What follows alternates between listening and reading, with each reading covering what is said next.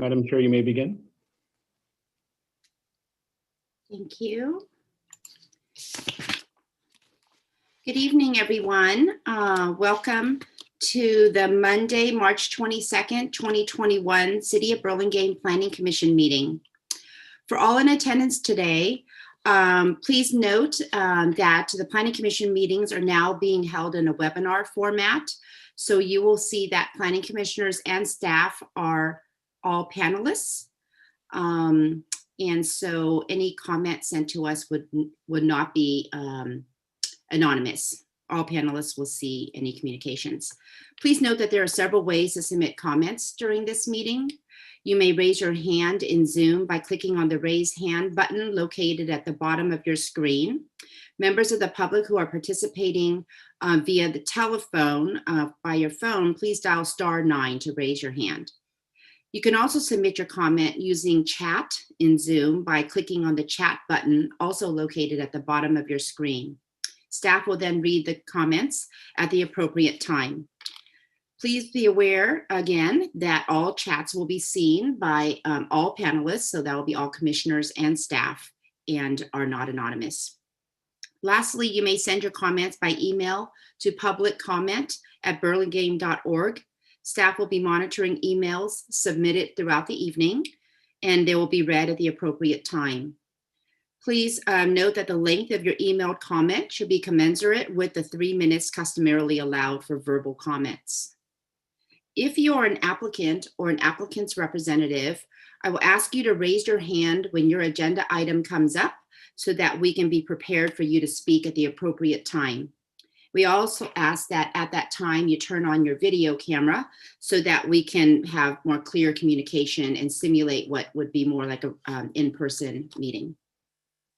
This meeting is being streamed live on YouTube and will be uploaded to the city's website after the meeting.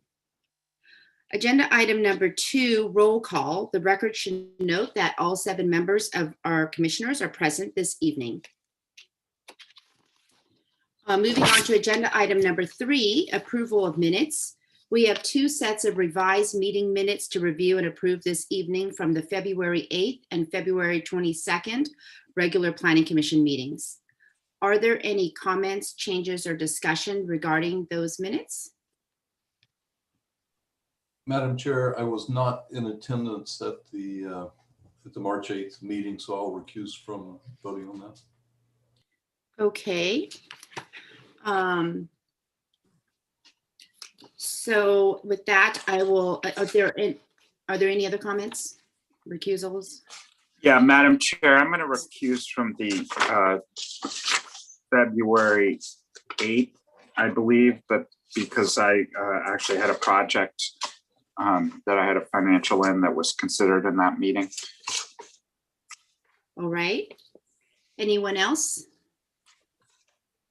And okay, so I move that I'm going to separate the approval of the 2 minutes since we have some recusals. Madam Chair, you don't need to do that. I heard you say March 8th. Yes. We're voting on February 8th, so. Yes, February 8th and February 22nd. Yeah, my bad, sorry. So I'm going to recuse from February 22nd. I'm sorry, Madam Chair. okay, so just a correction that Commissioner Loftus is not recusing from any of the minutes and Commissioner Sargent is recusing from the February 22nd. Is that correct? Yes. Okay, so because of Commissioner Sargent's recusal, I'll separate the approval of these minutes into 2 motions. So I move first that we approve the February 8th regular Planning Commission meeting minutes. May I have a second? I'll second. Thank you. So we have a motion by myself and seconded by Vice Chair Taronis for those February 8th Planning Commission meeting minutes. Is there any discussion on this motion? Can we have a roll call vote, please? Commissioner Camarado. Aye. Commissioner Gall. Aye. Commissioner Loftus. Aye. Commissioner Sargent. Aye. Commissioner Schmidt. Aye. Vice Chair Taronis. Aye.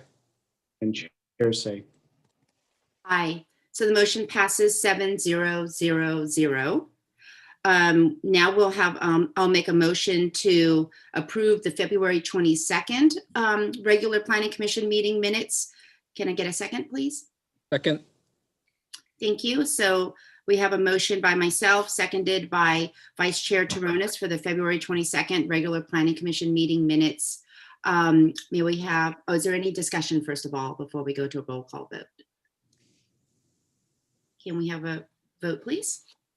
Commissioner Camerado, Aye. Commissioner Gall, Aye.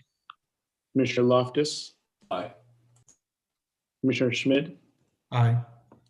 Vice Chair Taronis. Aye. Chair Say. Aye. So the motion passes 6-0-1-0. Moving on now to agenda item number 4, approval of agenda. Are there any changes to the agenda this evening? There are no changes from staff.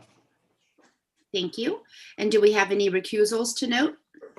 Madam Chair, I'll be recused on item 9B as I'm the architect for that project. Thank you. I will also be recusing from that item for non-statutory reasons. I'll be using from 9C. I sold the property to the owners. Thank you. And I'll be recusing from 7A, 8A, and 9C.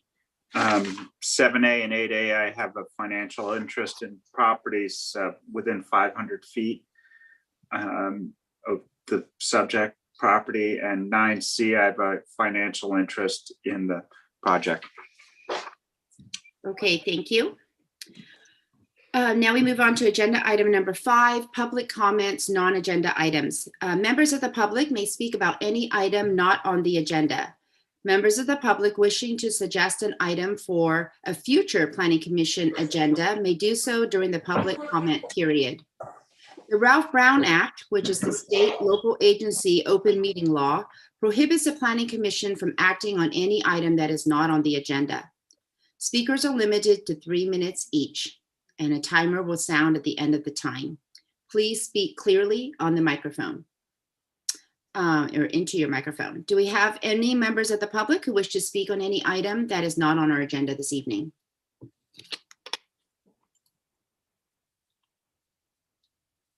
Are there any chats or emails? There are no chats and no emails to public comment. Okay, thank you. So with that, we'll move on to the next item, agenda item number 6, study items, for which we have none this evening. So I will move on to agenda item number 7, consent calendar items. We have 1, 7A 224 Channing Road. Items on the consent calendar are considered to be routine. They are acted on simultaneously unless separate discussion and/or action is requested by the applicant, a member of the public, or a commissioner prior to the time the commission votes on the motion to adopt. Would any member of the public or the applicant like to pull this item for discussion? Or would any member of the Planning Commission like to pull this item for discussion? Madam Chair, I'd just like to note that I was not present at the March 8th meeting, but I did visit the site and I did watch the video. Okay, thank you. Do we have any? I don't. No chats and no emails coming in for this project. Okay, so commissioners, are there any comments or a motion? Madam Chair, I'll make a motion to approve. Thank you. I'll second that. So we have a motion by Vice Chair Taronis, seconded by myself, Commissioner Say. Is there any discussion on the motion? May we have a roll call vote, please? Commissioner Camerado, Aye. Commissioner Gall, Aye. Commissioner Loftus, Aye. Commissioner Schmidt, Aye. Vice Chair Taronis, Aye. Chair Say. Aye. So the motion passes 7-0-0-0. And action by the- Madam Chair, there was one recusal on the item. We We had Commissioner Sargent was recused on that. So still passed, but the vote, Oh, I'm sorry, Commissioner Sargent had recused. Correct. So it's 6-0-1-0. thank you. I'm trying to keep track of all the recusals here that suddenly came in. So sorry about that. An action by the Planning Commission is appealable to the City Council within 10 days of the Planning Commission's action. If the Planning Commission's action has not been appealed or called up for review by the City Council by 5 p.m. on the 10th day, the action becomes final. In order to be effective, appeals must be in writing and must be accompanied by an appeal fee of $1,075, which includes noticing costs. Congratulations. Moving on to agenda item 8A, regular action items. 8A is 509 Burlingame Avenue. If you are the applicant or the applicant's representative, can you please raise your hand now so we can identify you and prepare you to speak when it is your turn? And also, if possible, we'll ask that you turn on your video camera at that time as well. Were any commissioners not able to visit the project site, or do any commissioners wish to note any ex parte communications regarding this project?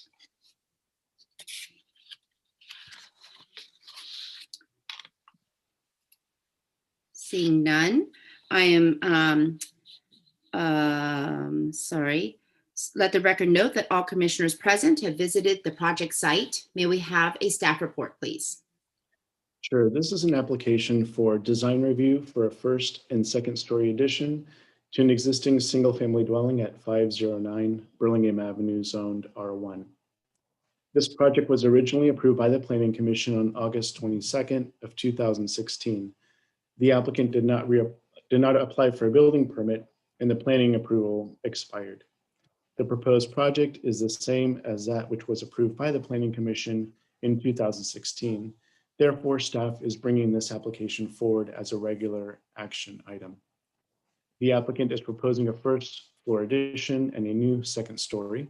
The proposed project would increase the total floor area to 2,395 square feet, or 2,700 square feet is a maximum allowed, and this includes the garage.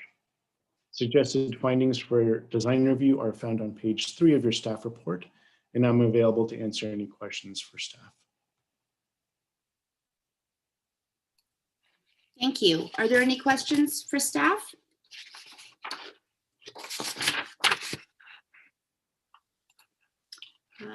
Sorry, lost all my participants here. Seeing none, I will open the public hearing. The applicant, please step forward, state your name, and add anything you would like regarding this project.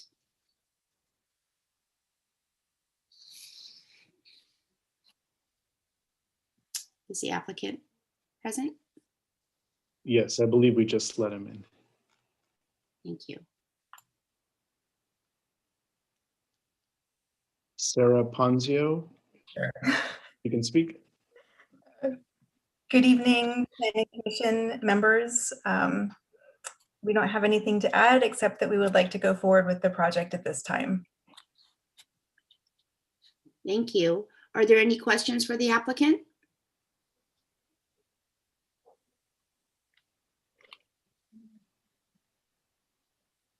No comments from the commissioners.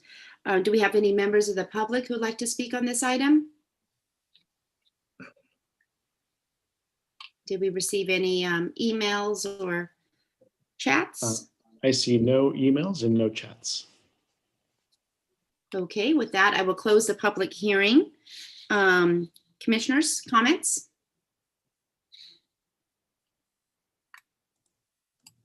Vice Chair Taronis. Yeah, Madam Chair, I think that this is a nice project. Being that I made a motion to put it on the consent calendar when it first came before us in 2016 and voted to approve it when it came for action in August of that same year, I think it's definitely approvable.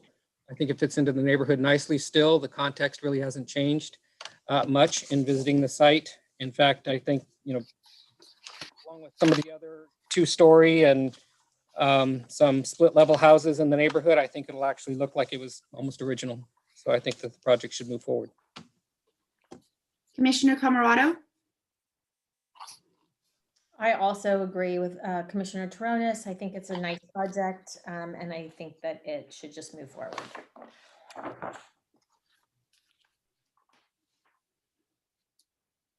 Any other comments? Commissioner Schmidt? No comment, just want to make a motion to approve. Thank you. I'll And second. Commissioner Gall, are you seconding? Loftus. Yeah, Oh, yeah. Commissioner Loftus. can sorry. second. And then Commissioner Gall, did you have something to say? I was just going to make a motion, but Commissioner Schmidt beat me to it. Okay, so we have a motion by Commissioner Schmidt, seconded by Commissioner Loftus. Is that correct?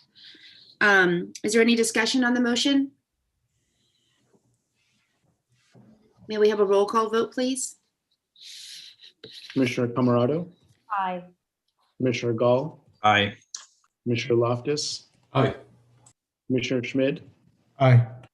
Vice Chair Torrones, Aye. Chair Say. Aye. So the motion passes 6-0-1-0.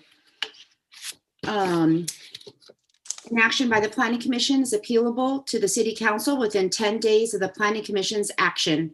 If the Planning Commission's action has not been appealed or called up for review by the 10th day, to the City Council, the action becomes final. In order to be effective, appeals must be in writing and must be accompanied by the notice, by an appeal fee of $1,075, which includes noticing costs. Congratulations. Now we move on to agenda item number 8B, 1327 Benito Avenue. If you are the applicant or the applicant's representative, this is when you can raise your hand so we can identify you and prepare you to speak at your time. Were any commissioners not able to visit the project site, or do any commissioners wish to note any ex parte communications regarding this project?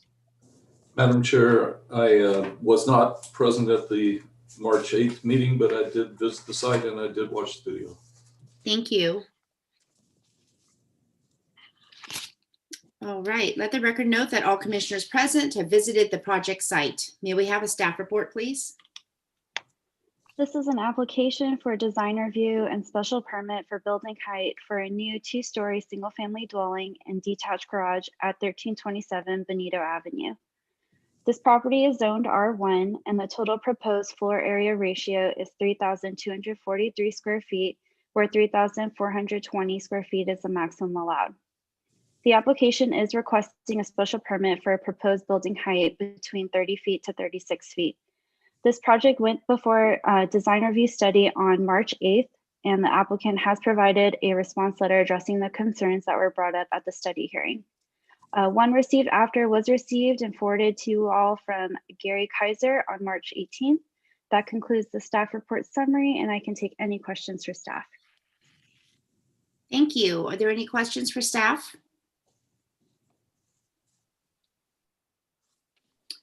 Okay, I'm going to open the public hearing. Will the applicant please step forward, state your name, and add anything you would like regarding this project? Yes, I do. James Chu Design Associates. So there were 3 minor changes to. Hello, can you hear me? Yes. Okay, so there were 3 minor changes to the design. One of them was the staircase at the front, from sidewalk to the front door, and also removal of the chimney in the living room, and also cover the porch.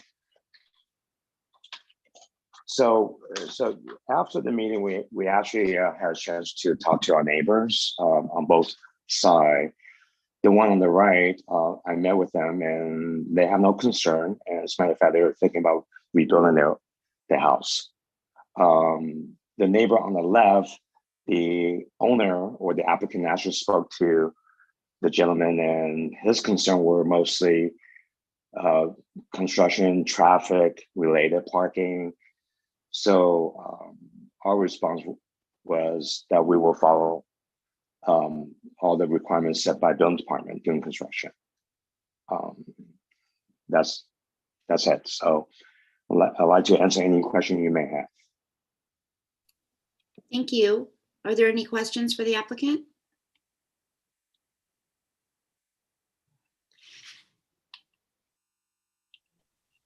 Seeing none, are there any members of the public who'd like to speak on this item? Please raise your hand, send a chat or a quick email. Madam Chair, I see no chats and no emails coming through. Okay, with that, I will close the public hearing. Commissioners, comments?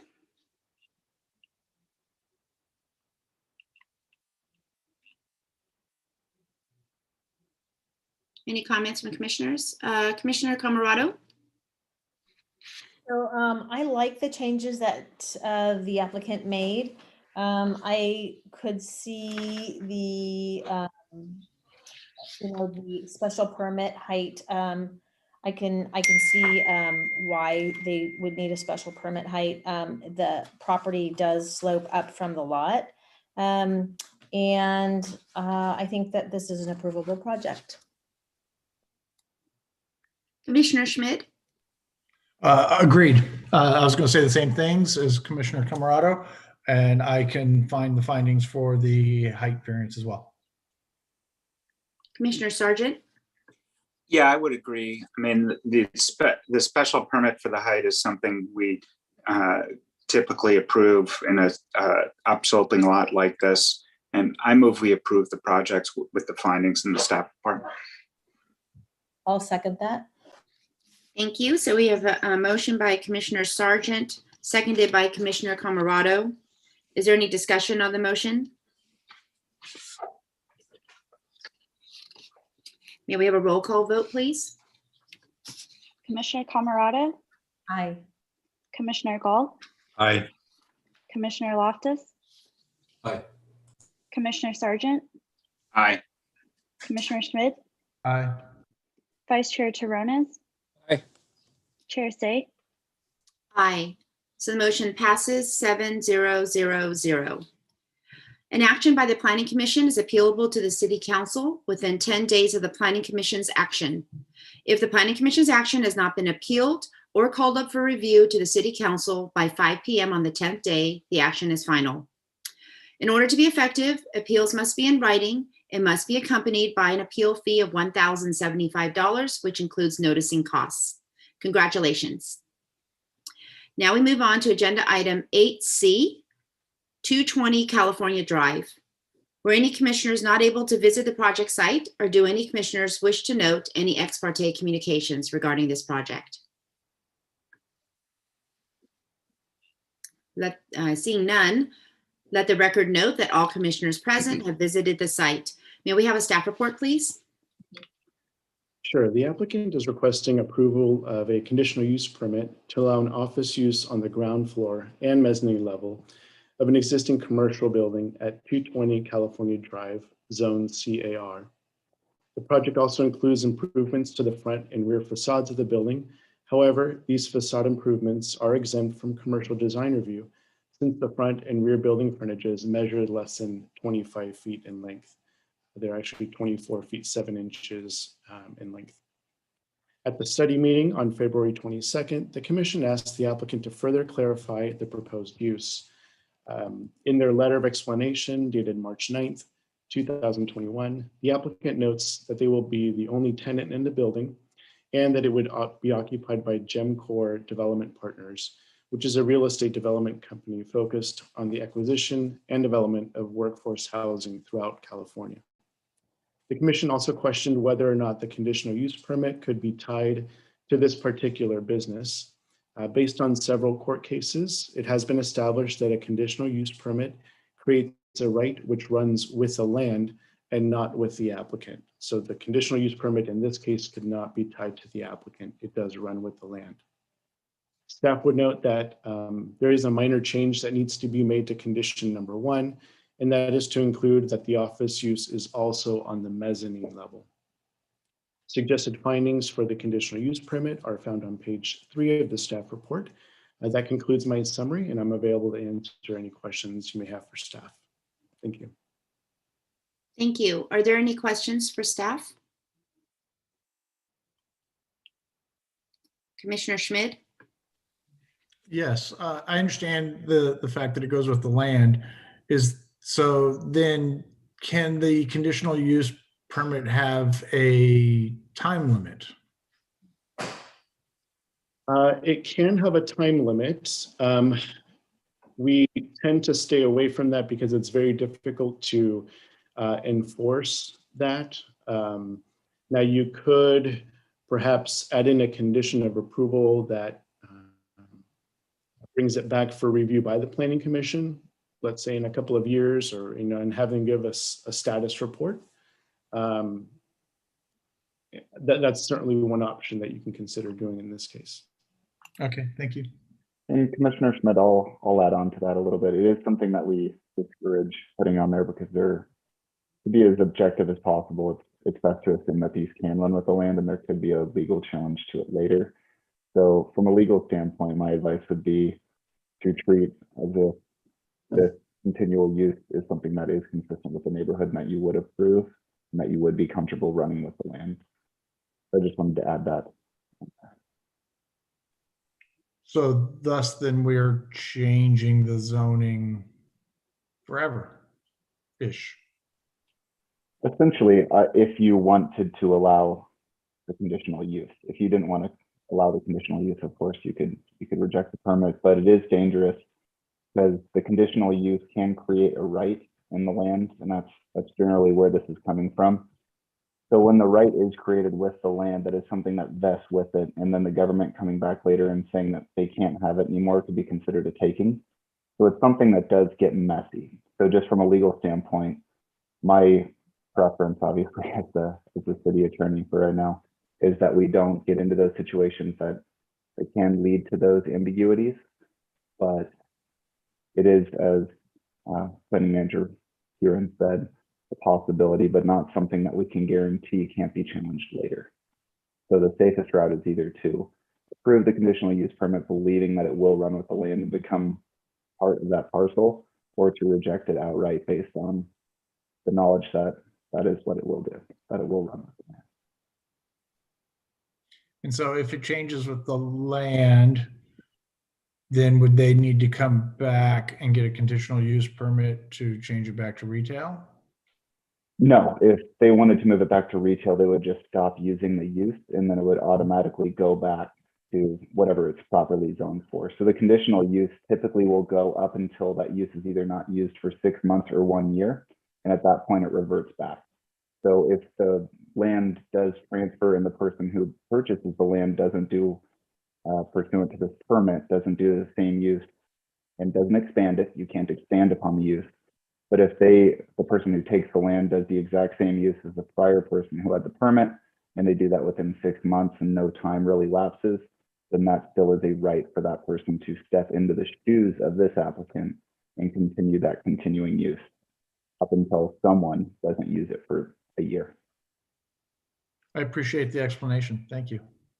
I'm sorry to make it complicated. Commissioner Loftus? Yeah, I want to make sure I'm clear on this. Really what we're talking about, as I understand it, is right now it's permitted for automobile sales and service, retail sales of automobile parts, not for general retail, which requires also a conditional use, as I read it. So is that right? Correct. Okay, That's so correct. what we're talking about then is that in addition to automobile sales and service or retail sales of automobile parts, we're allowing office.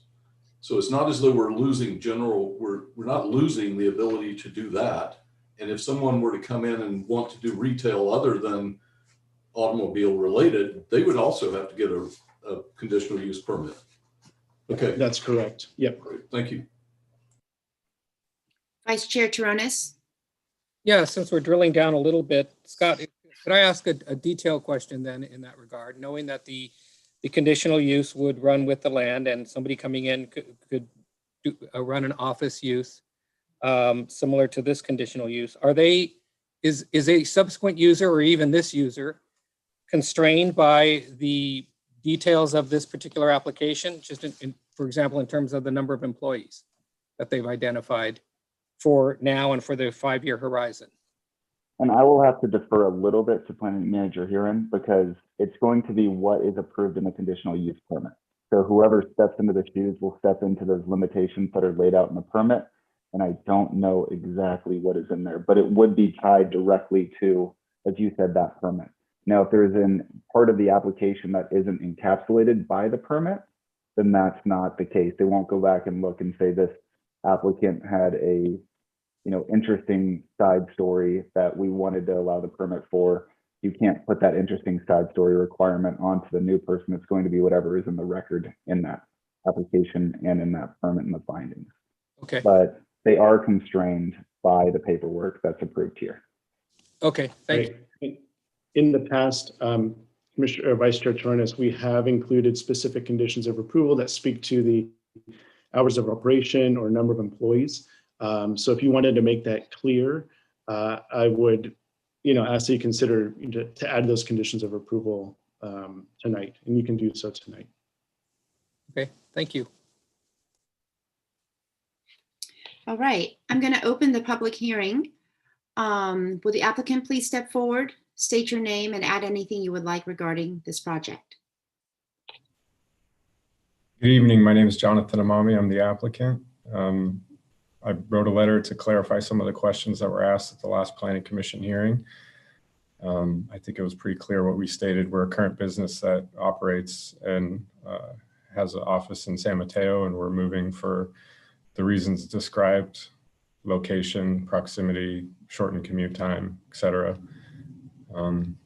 Any clarifying questions, I'm available to answer. And then also our architect is on the line as well, Sylvia with Standard Architecture. Thank you. Are there any questions for the applicant?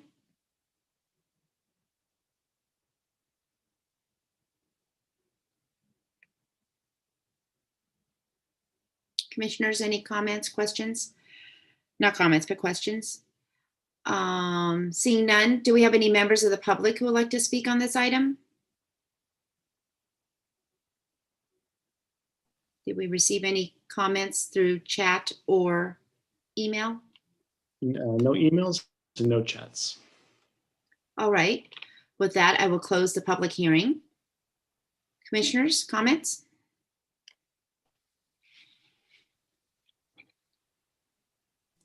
Vice Chair Torres. Thank you. Yeah, as I mentioned at the study hearing, I'm interested in seeing this application or some application for that property work. As I said before, I think it's a difficult place for retail, other than possibly, retail related to auto sales. But since there's nothing there, or nothing that has come to light as a possible occupant, I think it's a very difficult location for retail. Again, because of the changing face of retail, the fact that this is off the avenue and doesn't have the draw and the attraction of other anchors that Burlingame Avenue has, I think allowing for this office use would be appropriate.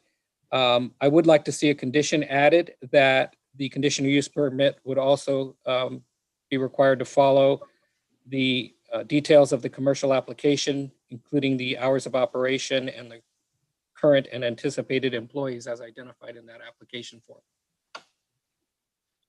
Commissioner Schmidt. Yeah, although I was a little worried at first, and everybody did a good job to explain, I think that all in all, I agree with Commissioner Torres. I'd like to see a business here work. And I agree that Auto Row has changed, and so we need to consider somehow how it changes with it. And I think that should the retail and auto use become more viable and a better business opportunity, then the person would change it back. So I think that as long as this works and the use is consistent, then I think I can support that. So I think I'd like to see the project go forward.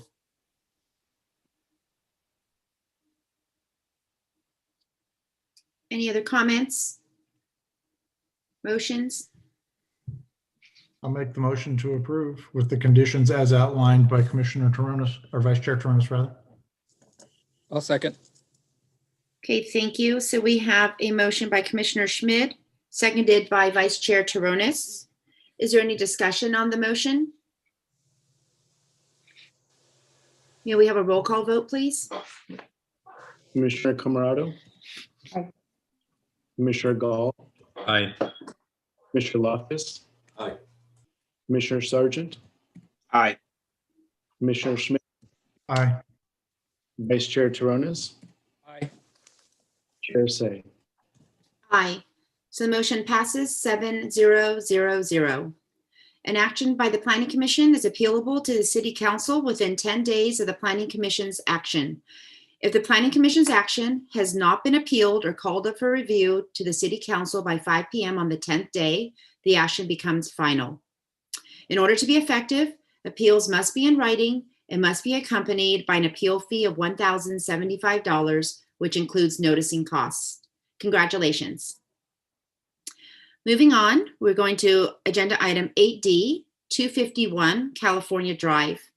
Were any commissioners not able to visit the project site, or do any commissioners wish to note any ex parte communications regarding this project? Seeing none, let the record note that all commissioners present have visited the project site. May we have a staff report, please? This is an application for commercial design review for exterior facade changes to an existing commercial building and a conditional use permit for a commercial recreation use at 251 California Drive. This property is located in the Howard Mixed Use District, and the project went to study on February 22nd, where the commission had some comments for the applicant, including providing a sample of the metal mesh panels proposed on the front facade. A response letter has been provided by the applicant and is included in the staff report. That concludes the staff report summary, and I can take any questions for staff. Thank you. Are there any questions for staff?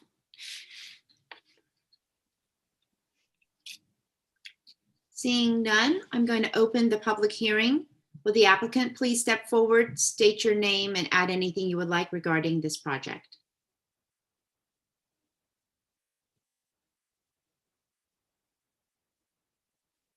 I think I might have forgotten to ask the applicant to raise their hand. So if you are present, please raise your hand so we can identify you. And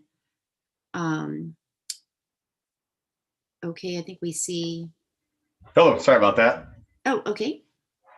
Hi, Michael Zweifel, VP of Construction Design for Basecamp Fitness, and I'm here to answer any questions that staff or the Planning Commission may have. Okay, thank you. Are there any questions for the applicant?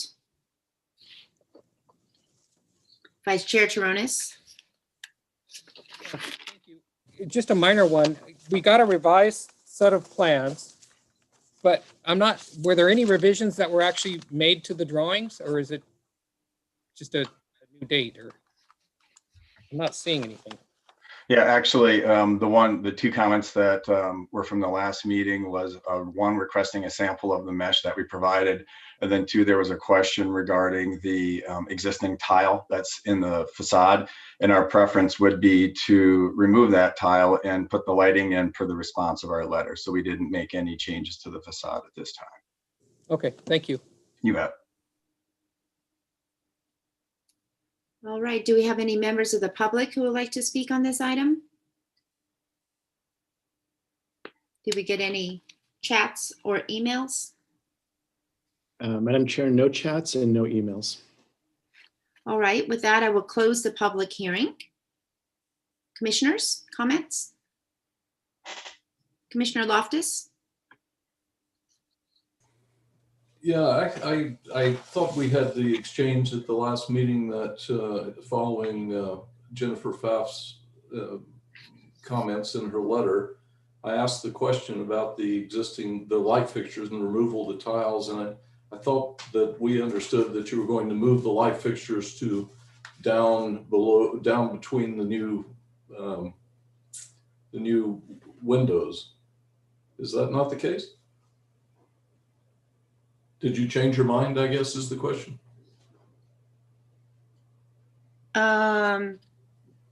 Let's see. So I think Madam Chair, you'd have to open up. I have to reopen the public hearing.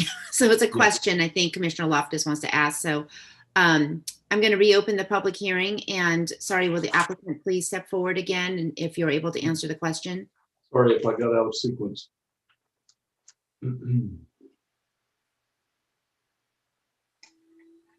Great, can you guys hear me? Yes, thank you. Okay, great. Yeah, when the comment came in from the email last time, they had asked about that. And at that time, I don't remember having any specific conversation about the need to move it. I know there was an inquiry with it. We felt that by removing those tiles and putting the lights into that place, that would keep the lights centered, the downlighting on those columns in between the glass. And then that would make a cleaner, simpler facade. If we add the lights, we feel that there's the lights, there's this tile insets, and then there's the other accents. And we thought it would get a little bit complicated from an exterior. But if staff feels strongly, or excuse me, the planning commission feels strongly that they'd like to retain those tiles, we can do so. Well, I'd like to retain them because I asked the question to follow up on Jennifer Pfaff's email, and it seemed pretty straightforward to me that moving them down a couple of feet to between the glass still accentuated the columns up and down, plus the scallop is going to, I mean, the scallop is not going to be strictly confined to that column itself, so it's going to spread onto the adjacent glass. I'd prefer if you left them. That's the way unless I'm completely misremembering that conversation. No, we're more than happy to do that. That's okay. fine. Thank you. Are there any other comments? Oh, actually, while we're still on public hearing, are there any other questions before I close the public hearing again? All right, seeing none, I'm going to close the public hearing again, and we'll go back to commissioner comments.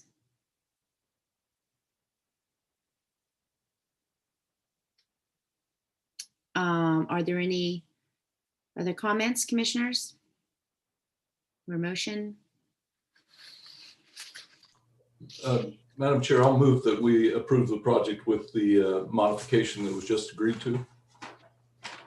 All right, and I see Commissioner Schmidt has raised his hand. Are you seconding? I was only going to say that I actually support the idea of lowering the lights. I think it'll bring it down to a more human scale and actually get the lighting down to where it belongs. So I think that's a good move if it can happen.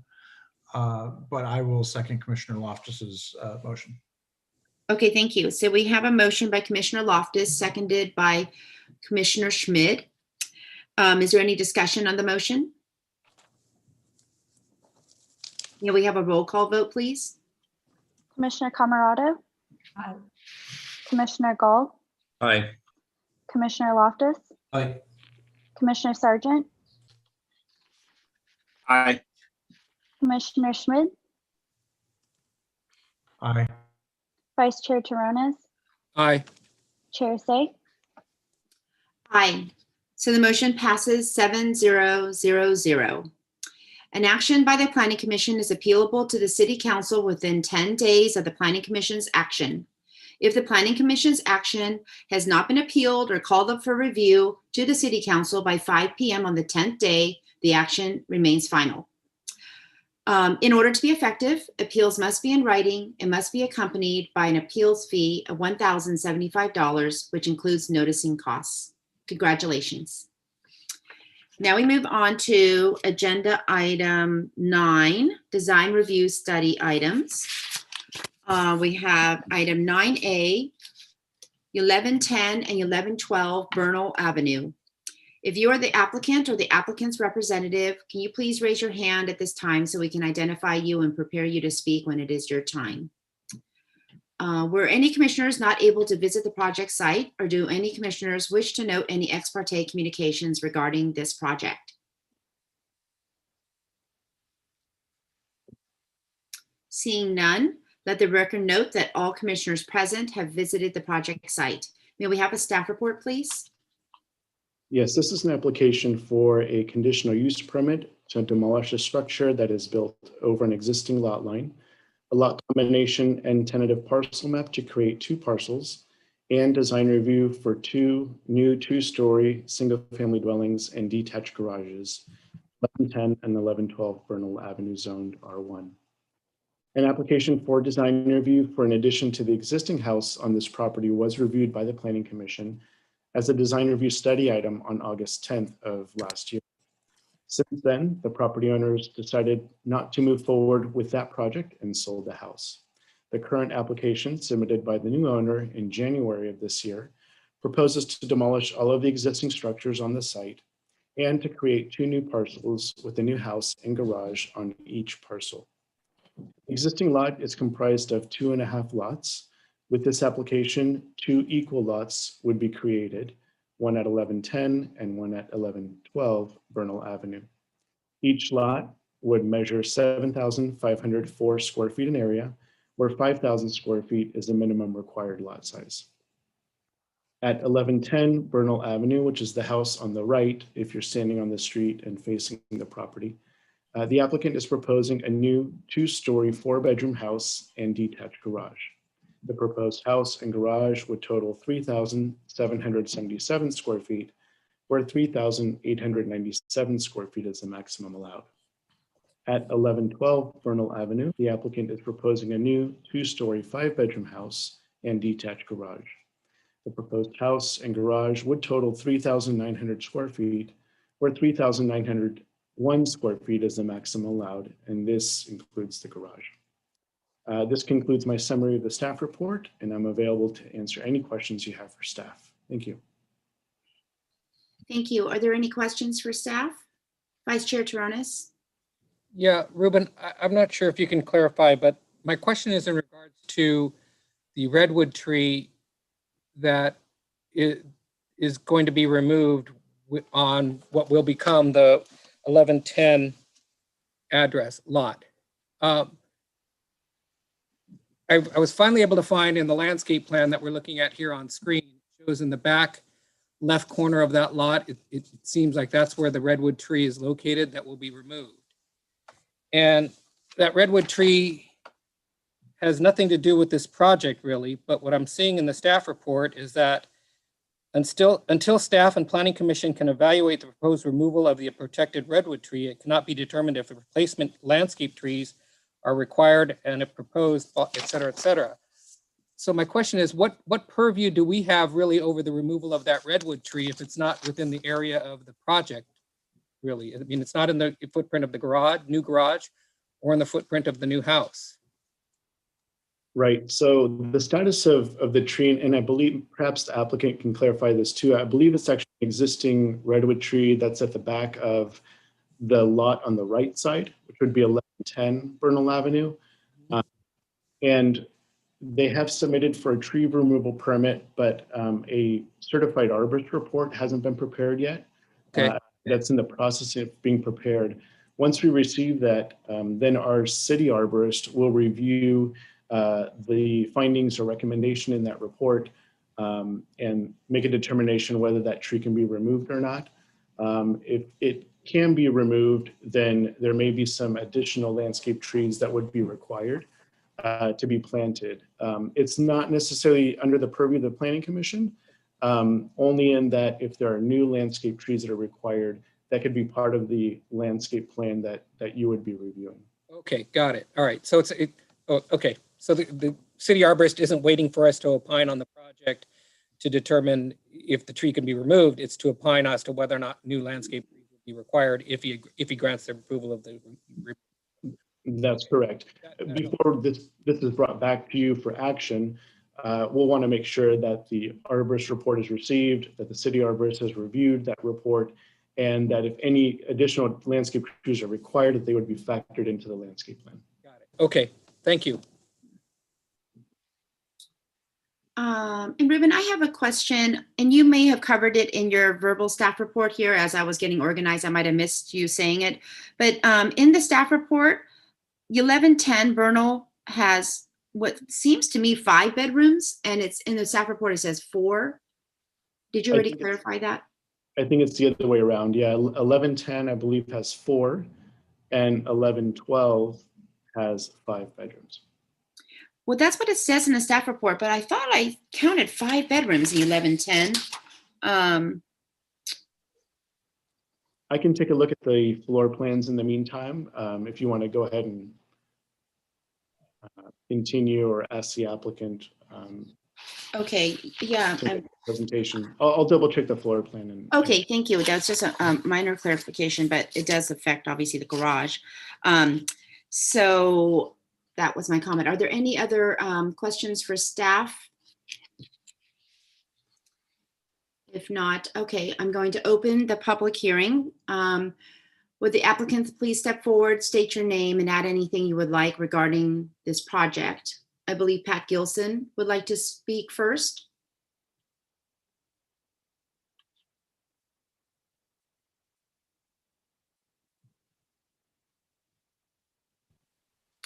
Mr. Gilson is still on mute. If you can unmute your. How's that? Is that better? Yes. There you go. We can Okay, hear sorry you. about that, guys. So my name is Pat Gilson. I'm the property owner. I feel that Tim from Form 1 put together a combination of architecture that just goes with this 1100 block. Commissioner Torres, to your point, an arborist report was submitted on last week, so 3/18, and in it details the health and the safety of the tree. So that I don't believe that was put in front of you guys tonight, but there was a detailed report that was done that is in the city's possession. And I think any comments as to the architecture or why certain elements were selected can be passed off to Tim from Form 1. And I think it's also worth noting that the neighbor to the immediate north has been there for 61 years. And I went over the project with he and his family, and they're in full support of the project as well. Thank you. Tim, would you like to speak at this time? Yes, I'm just going to kind of play off of Pat's a few comments. We really think that this is going to finish the streetscape of Bernal.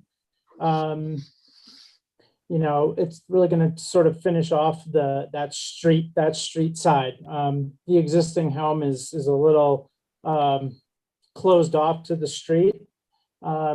As normal, I always send off letters to everyone adjoining and across the street for my neighborhood outreach. Currently, we have no one calling us or no one has reached out to us, which is usually a pretty good sign. You know, as for the two styles, I think they, you know, they're opposite, but I think the color and the composition of the different styles kind of works well. You are kind of stepping down from the more modern house down towards the Dutch colonial. And as Ruben is scrolling, if you can go back to the Dutch colonial, these are preliminary kind of 3Ds. There's a little bit of an error here. These windows are pushed more forward because right now you can see it kind of looks a little awkward. But at our next review cycle, we'll have all of those 3D items corrected. And to that end, we will we'll take your comments into consideration, and we'll go from there. Thank you. Thank you. Are there any questions for the applicant? Commissioner Loftus? Yeah, the one question that I have is, what's the thinking behind breaking the driveway pattern of that street? I mean, we have the advantage of being able to look at Google Maps here. I hadn't noticed it at the time, but the I guess it's 1112 would be the only side, the only driveway on the block that is on the opposite side, is on the left side of the house, facing the house. What's the thinking there? The thinking on my end was to give space between, I believe it's 1116 and this development. So there's a space for planting mature trees, but given the fact that they've been there for that long, I just felt like they deserve that.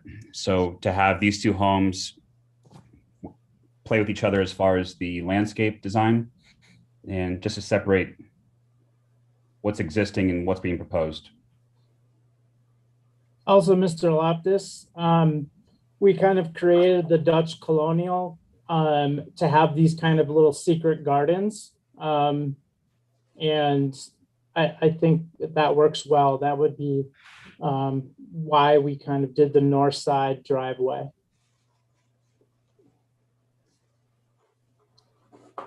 Okay, well, that was my question. Thanks. Sure.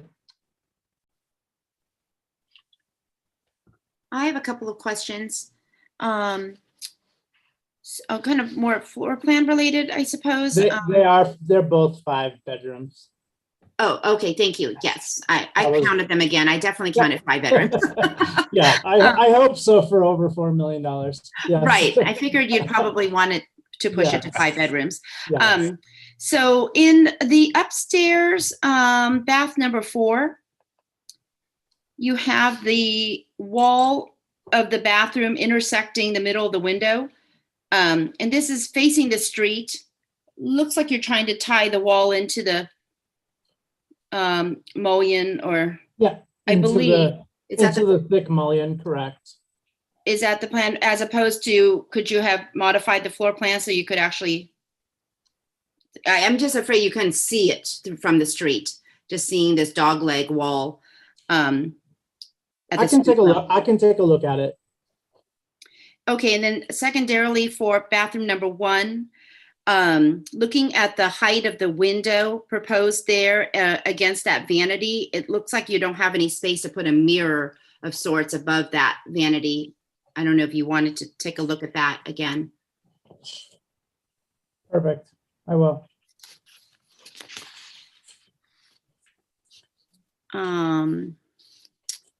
Okay, and then for 11, 12, sorry, I got to jump around. In the master bathroom, sorry, I my place. It looks like there's a clipped, I think it's a clipped window at the master bathroom. If we were to look at that more closely, I think it's on the side elevation. Correct. Is that A3.1? Yeah, sorry, trying to get my, yes, A3.1. It's looking like it's really, it's just a, something I'm sure you can adjust, raise the sill or something, but looking like it's intersecting with the roof. Yeah, what we could do is just, instead of doing a 4'6" window, we could do just a 4-foot window and give us some more breathing room. Yeah, maybe match the window that's to the right of that the chimney. And okay, let's see. Also on this 11, 12, on the rear elevation, windows up above look heavy over the windows below on the left side of that rear elevation. Okay. The windows, I don't know, I'm not sure if that's the master bedroom that's It upstairs. is the master, correct. Yeah. Do you, I'm just wondering if you feel like there seems some heaviness there. I don't know if you can balance out the window shapes or sizes there, that the upper floor looks taller than the lower floor. I mean, this is more comment, sorry, than a question. But I wanted to just note that for consideration. Okay, we'll look into it. I mean, it does have a vaulted ceiling in there, so we're kind of trying to create that vista of space up there. But we can look into what we can do to lighten the design a little bit. I kind of understand what you're saying. Okay, great, thank you. I don't see any other questions from my fellow commissioners. Do we have any members of the public who would like to speak on this item? Oh, sorry, before we do that, Vice Chair Taronis has a question. Yeah, I didn't get my hand up in time. Just a couple questions on 11, 12. In looking at the materials, my understanding of the Windsor One siding, I think it has both a smooth side and a textured side. Is it going to be smooth or textured, the horizontal? Well, what would you prefer? We are thinking it's going to be textured. Textured, okay. Yes. And does that require a corner board or can it be mitered? We want it, right now we are designing it to be mitered. And we are going to hopefully stay with that. But when we come back to the next commission, I mean, if we do get approved tonight, then we're going to stick with it. But if we don't get approved tonight, we will, we'll confirm that. But I would like to, as I normally do, as you know, in my past projects, I don't like corner boards.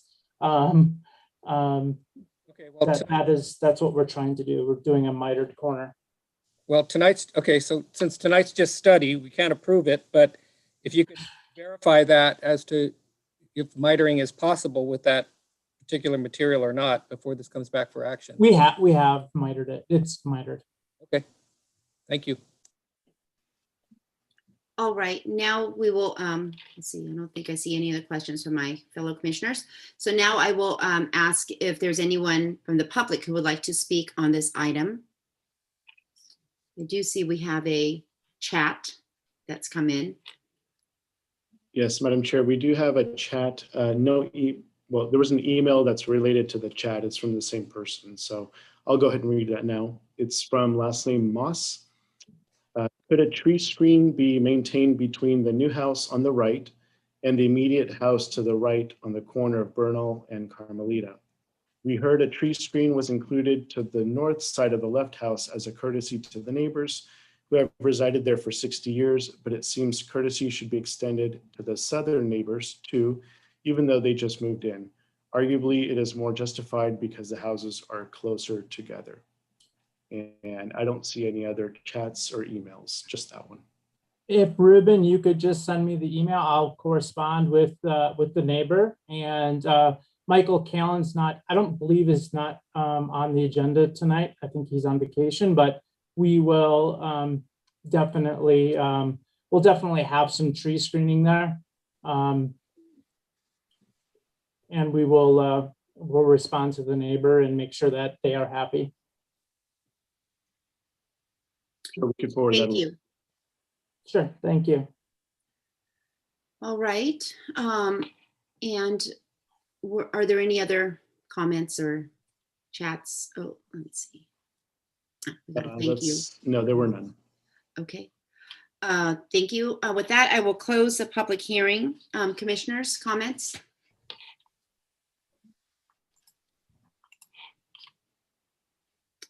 Commissioner Schmid. Yeah, hi. I have a couple comments, probably more so on 1112.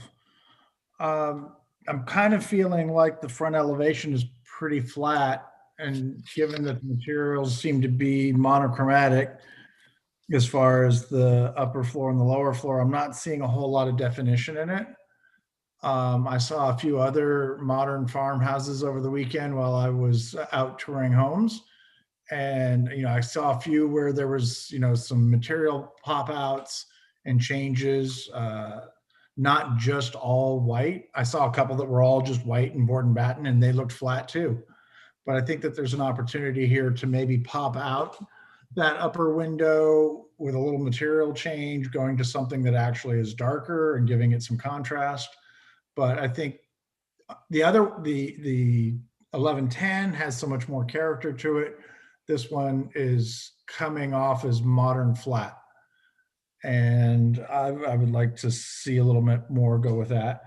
And then kind of looking at the rear elevation, I agree with the canopy and the big windows. It really looks like it's bottom heavy and out of proportion there. But those are my main comments. Thank you. Commissioner Loftus?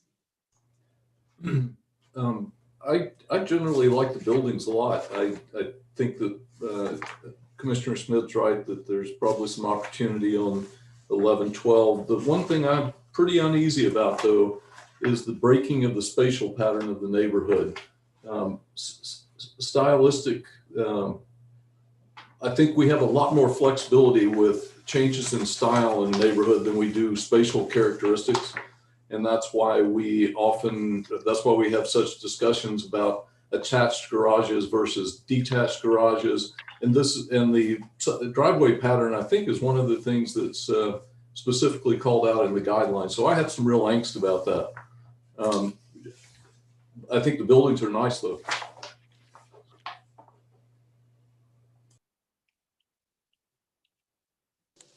Vice Chair Taronis? Yeah. I think programmatically, taking this whole property and splitting it into two, I think is a a good effort. I think it will help with the scale on the street, particularly at this end. I do have some concerns, though, about the massing in regards to the 1110 property. What I'm seeing is, as Tim described, as a Dutch colonial, but what I'm not seeing is really a Dutch colonial. It's 44.5 feet wide, and it's got a big flat roof on top. And so when I hear Dutch colonial, I think of the gambrel roof, but I think of a true gambrel form. And when you come around the side of this house, it's really just a 2-story box that has had some dormers added to the front.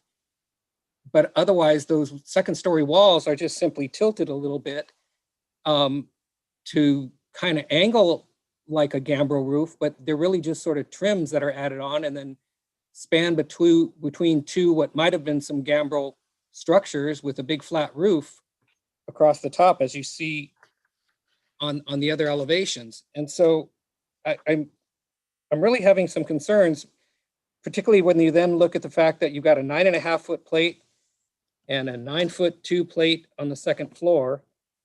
Again, 44.5 feet wide. Granted, I understand that it's a wider than normal lot, but you take that mass and really just take 2 stories straight up and then adorn them with some gambrel trims and some slanted facades. I'm reminded of some of the projects that come before us that are a craftsman style or newer craftsman style house, a large sweeping roof with the second floor tucked under dormers, but then those dormers are beefed out and stretched out all the way to the front elevation and the side elevations. And what we end up with are a craftsman roof that's really just overhangs and trims along the side of what is a 2-story structure. So, I'm a little uneasy about the massing of the structure at 1110, and I'm not sure if I can make those findings or that particular finding in terms of the design review for mass and bulk. In regards to 1112, I think that it's masked nicely. I think that it's got good scale. The roof finishes itself off nicely, but I do kind of agree with Commissioner Schmidt in that it lacks adornment. Particularly looking at this picture that we're seeing, if you look at that second floor peak, it's got a big forehead up above that second floor roof with very little articulation. So maybe it's trying to be sort of a mod interpretation of a farmhouse, but it just slammed up against what is a heavily detailed, trying to be Dutch colonial. Not that the two have to marry or even relate, but to have this amount of stripped down detail next to that one that has a lot of detail to try to hide a 2-story box, I'm just uneasy about where we're at with these two projects. Commissioner Gull.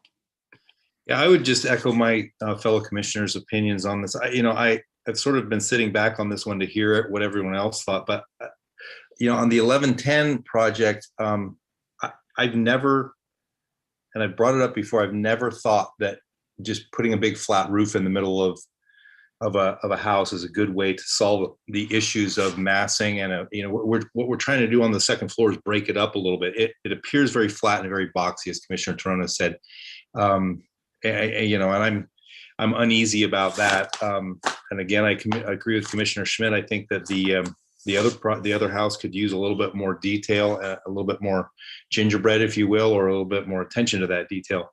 And of course, I also would like to see some of the missing parts added to the plans that are noted in the staff report about the average top of curb being incorrect and the declining height envelope for both sites, as well as the arborist report I'd like to see in the next round.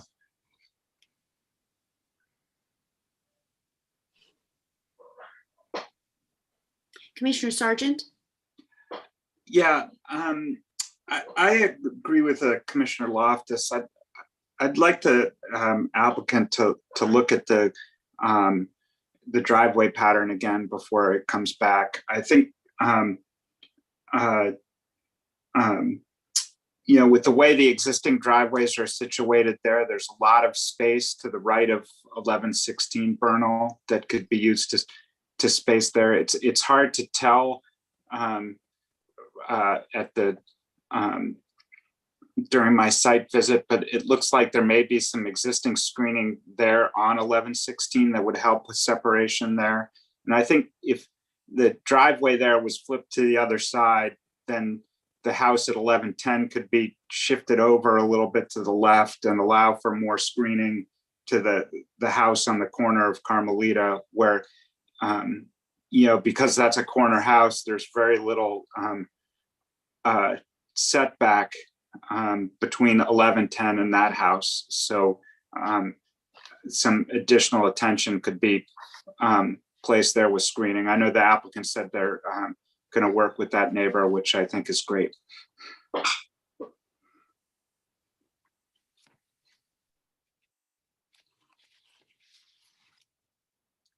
Any other comments? Motions? I move we bring this back on the action calendar. I'll second that motion. So we have a motion by Commissioner Sargent, seconded by myself, Commissioner Say. Is there any discussion on the motion? Can we have a roll call vote, please? Commissioner Camarado, Aye. Commissioner Gall, Aye. Commissioner Loftus, Aye. Commissioner Sargent, Aye. Commissioner Schmidt, Commissioner Schmidt. I think you're on mute. Commissioner Schmidt, you may be muted. Yeah, okay, good. We got it. Vice Chair Toronis. Aye. Chair Say. Aye, so the motion passes 7-0-0-0. We now move on to agenda item 9B, and Vice Chair Toronis and myself will be recusing.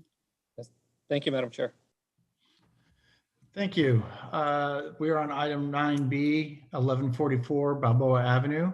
If you're the applicant or the applicant's representative, please raise your hand so that you may be prepared to speak at the appropriate time. If possible, we ask you to also turn on your video at that time. Were any commissioners not able to visit the project site, or do any commissioners wish to note any ex parte communications regarding this project? Commissioners Toronis and Say are recusing from item 9B.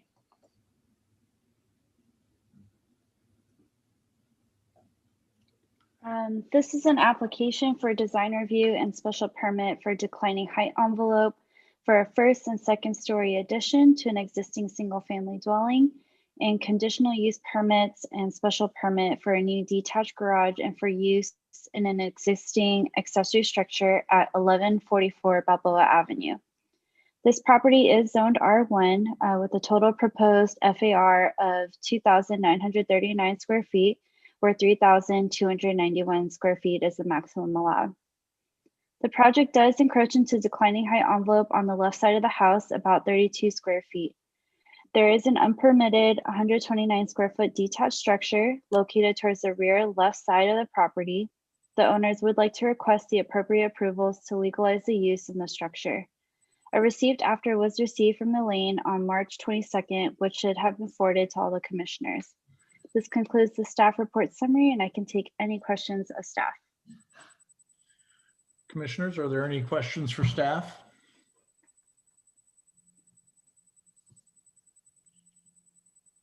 Okay. Seeing none, I'm going to open up the public hearing. Would the applicant please come forward and state your name and anything else you'd like to add about your project? Hi, my name is Alicia Ader with DTA, and with me is the project manager, John Go, from our office. Just a quick background on the project. The house was bought a year ago by the Interiors. They asked our firm to design an addition and alterations to this house. The intent was to keep the existing as much as possible and create an addition while being sensitive to both the neighborhood and the existing contacts, and add some charm, detail, and character as outlined in the design review guidelines. The design is to add an addition in the craftsman style that is common in the surrounding neighborhood, including a large sweeping roof from front to back, second floor tucked under the roof, which springs from the first floor plate, which is very common for most traditional 1920s and 30s craftsman homes. We are also rebuilding the existing one-car garage and legalizing the existing backyard shed. We believe that this project is designed to meet the requirements of the design guidelines. For the special permit for declining height, we are understanding that there are provisions applied for the addition and alteration such as this, for traditional architecture such as the two-story craftsman bungalow. We also provide a diagram on A1.2 in your plan set to show what the possibilities for the declining height. For the special and conditional use permits for the shed and the garage, the shed was already in place when the owner purchased the property. Therefore, these applications and the use location with the combined accessory structures, we want to go about the right process to legalize it. And then we also are proving that there's for the new garage and the existing shed for their uses, there's no negative impacts on the neighboring properties. We're happy to answer any questions, and the owner of the property, Mark and Trary, would like to add a few comments. Okay, Mr. Anteri, would you like to go forth? Yes, thank you. Thank you for your time this evening. My wife and I, Katie, have been members of the Burlingame community for 25 years. We have 4 kids that have gone through the wonderful Burlingame schools. I was on the board, the elementary school board, for 12 years. So I think it's fair to say we're embedded in the community. We purchased this property almost a year ago to the day, with the intent that it be a family investment. We've been renting it for a year, and the tenants are leaving their leases up, and so we'd like to upgrade the property. We want to keep as much of the existing first floor as possible and just add some bedrooms to the second floor. You know, we're not demolishing the existing property. We just want to add some square footage up above, 3 bedrooms and a couple of bathrooms. Property, as I said, has been rented for the last year. And our intent after the remodel is complete is to continue to rent it in the short term, and in the long term, my intent is to pass it along to 1 or more of my children, if I could persuade any of them to remain in Burlingame and take care of us in our old age. We have reached out to the neighbors. We sent a letter. We have heard from the neighbor across the street and the neighbor on the left next door, both of whom were supportive of the project. The neighbor on the left next door did have some concerns about some trees on the property line that really have nothing to do with the project, but we will be addressing her concerns. It's really a maintenance issue with a couple of trees that have been there for quite some time. Other than that, we haven't had any negative comments from the neighbors so far. Everything's been positive. I'm happy to take your questions if you have any. Great, thank you, sir. Anybody have any questions for the applicant at this time?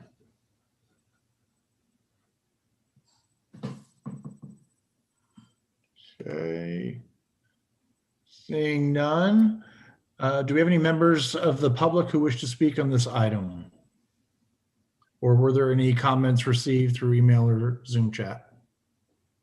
There were no chats and no emails received. However, I do see a hand up, and I believe we just let them in. I think it's Elaine.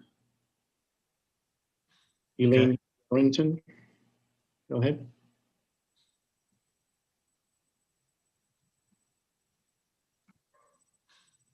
Elaine, we can't hear you.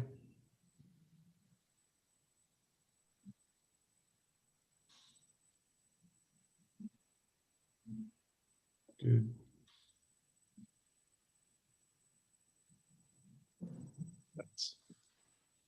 Oh, I think she disappeared. Yeah, I don't see her on the attendees list either now at this point. Yep. Okay. Well, then I'm going to close the public hearing. Commissioners, any comments?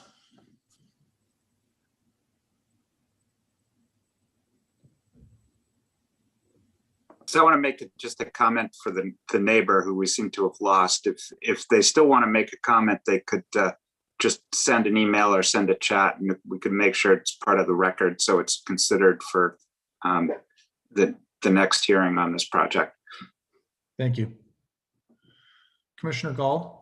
Yeah, I really like this project. I think the house has real good balance. It has great street presence. It looks as if it fits into Burlingame as, yeah, it looks like it belongs there. It looks like it's been around for a long time. I would really like to see this project move forward. Great, thank you, sir. Commissioner Loftus? Yeah, I would echo what Commissioner Gall just said, and I'd also like to thank the design team for making this so easy to understand. The rendering's terrific. The very detailed shadowed elevations make it really crisp and easy to read, and it gives me a high level of confidence that we've got a really nice design here. So I totally echo what Commissioner Gall said. Okay. Any other raised hands? Oh, Commissioner Camarado, sorry. Okay. Yeah, I really like the design on this house. I think it fits beautifully in Burlingame. It's charming. It's got great curb appeal. So thank you for all your hard work. It's very lovely. Thank you. I concur. Commissioner Sargent, you still have your hand up? Yeah, I like the project as well. And I think it's a good candidate for the consent calendar. I just wanted to comment on the special permits and the conditional use permits. Just going down the list, I think the declining height envelope special permit, that's one that, when we see traditional styles of architecture like this, we generally approve this kind of permit to allow a classic design for the community to be approved in the way it would have originally been designed. And then the special permits and conditional use permits for the accessory structure. It's an existing structure. It sounds like it's been used in a way that hasn't been a nuisance to the neighbors, and it's fairly small. And so it seems like I can make the findings for that as well. And particularly if you consider it, you could demolish it and build an ADU, and then we wouldn't have to consider it at all, and it could be 8 times bigger, or I guess 7 times bigger. So I move that we bring this back on the consent calendar. Great. So we have a motion by Commissioner Sargent, and a second by Commissioner Loftus. Can we have a roll call? Commissioner Camarado? Yes. Aye. Commissioner Gull? Aye.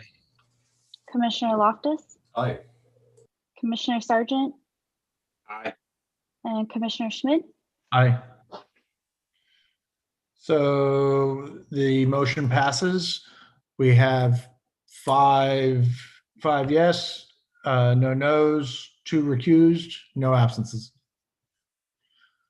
And I believe that concludes my action.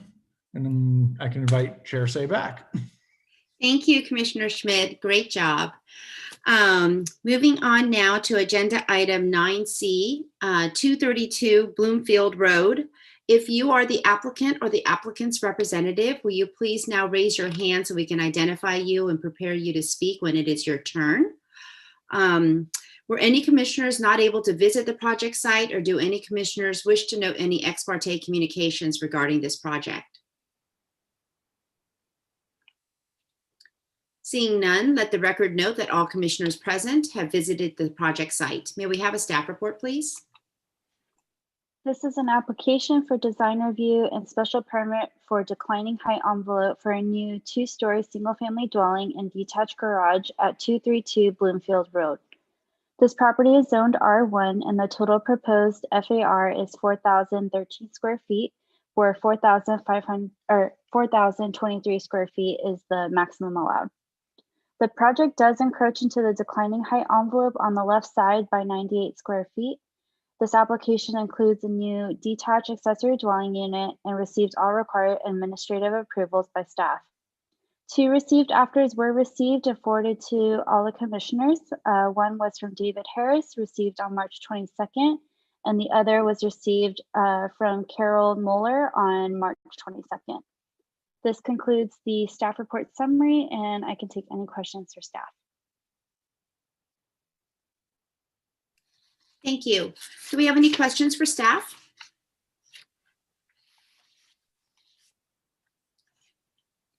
Seeing none, I'm going to open the public hearing. Will the applicant please step forward, state your name, and add anything you would like regarding this project? Yeah, hi, James Chu Design Associates. I'm going to let the applicant owner to introduce himself, and then I like to make a couple responses to our neighbors' email or letters that was sent to you guys regarding this project. Thank you. Here, are we on? Is the owner here? Yeah, are we not on? Oh, yes, we can hear you. Oh, okay. Are you able to see us? We can see you too. Thank you. Oh, okay. Okay. Yeah. Well, so hi, nice to meet you. We're Benton Williams, and this is my wife. Hi, I'm Glory. And yeah, we're very excited and appreciate the time. We might just have a visitor. Perfect timing. Again, appreciate the time. We're very excited to be building this, and that's actually one of the reasons that we're excited about it. We have 4 kids, 3 of whom are in elementary school, 1 in preschool, and so we currently live in Lion Hogue, and so this is an opportunity to move our growing family into a house that will accommodate us a little bit better. We have toured a similar house with the layout and really like the open design. Allows us to kind of see the kids in different rooms. Like that it's a little bit more compact of a footprint, which gives us, more of a backyard for them to play and run around. And so, yeah, we're really excited about it and looking forward to raising our family here, and, liked the neighborhood so much that when we were considering trying to find a bigger place, wanted to stay as close as we possibly could to our existing house. So I guess I can leave it there. Thank you. Yeah, go ahead, James. Yes, so the applicant, the owner also shared the plans and also spoke to some of the neighbors, especially the adjacents.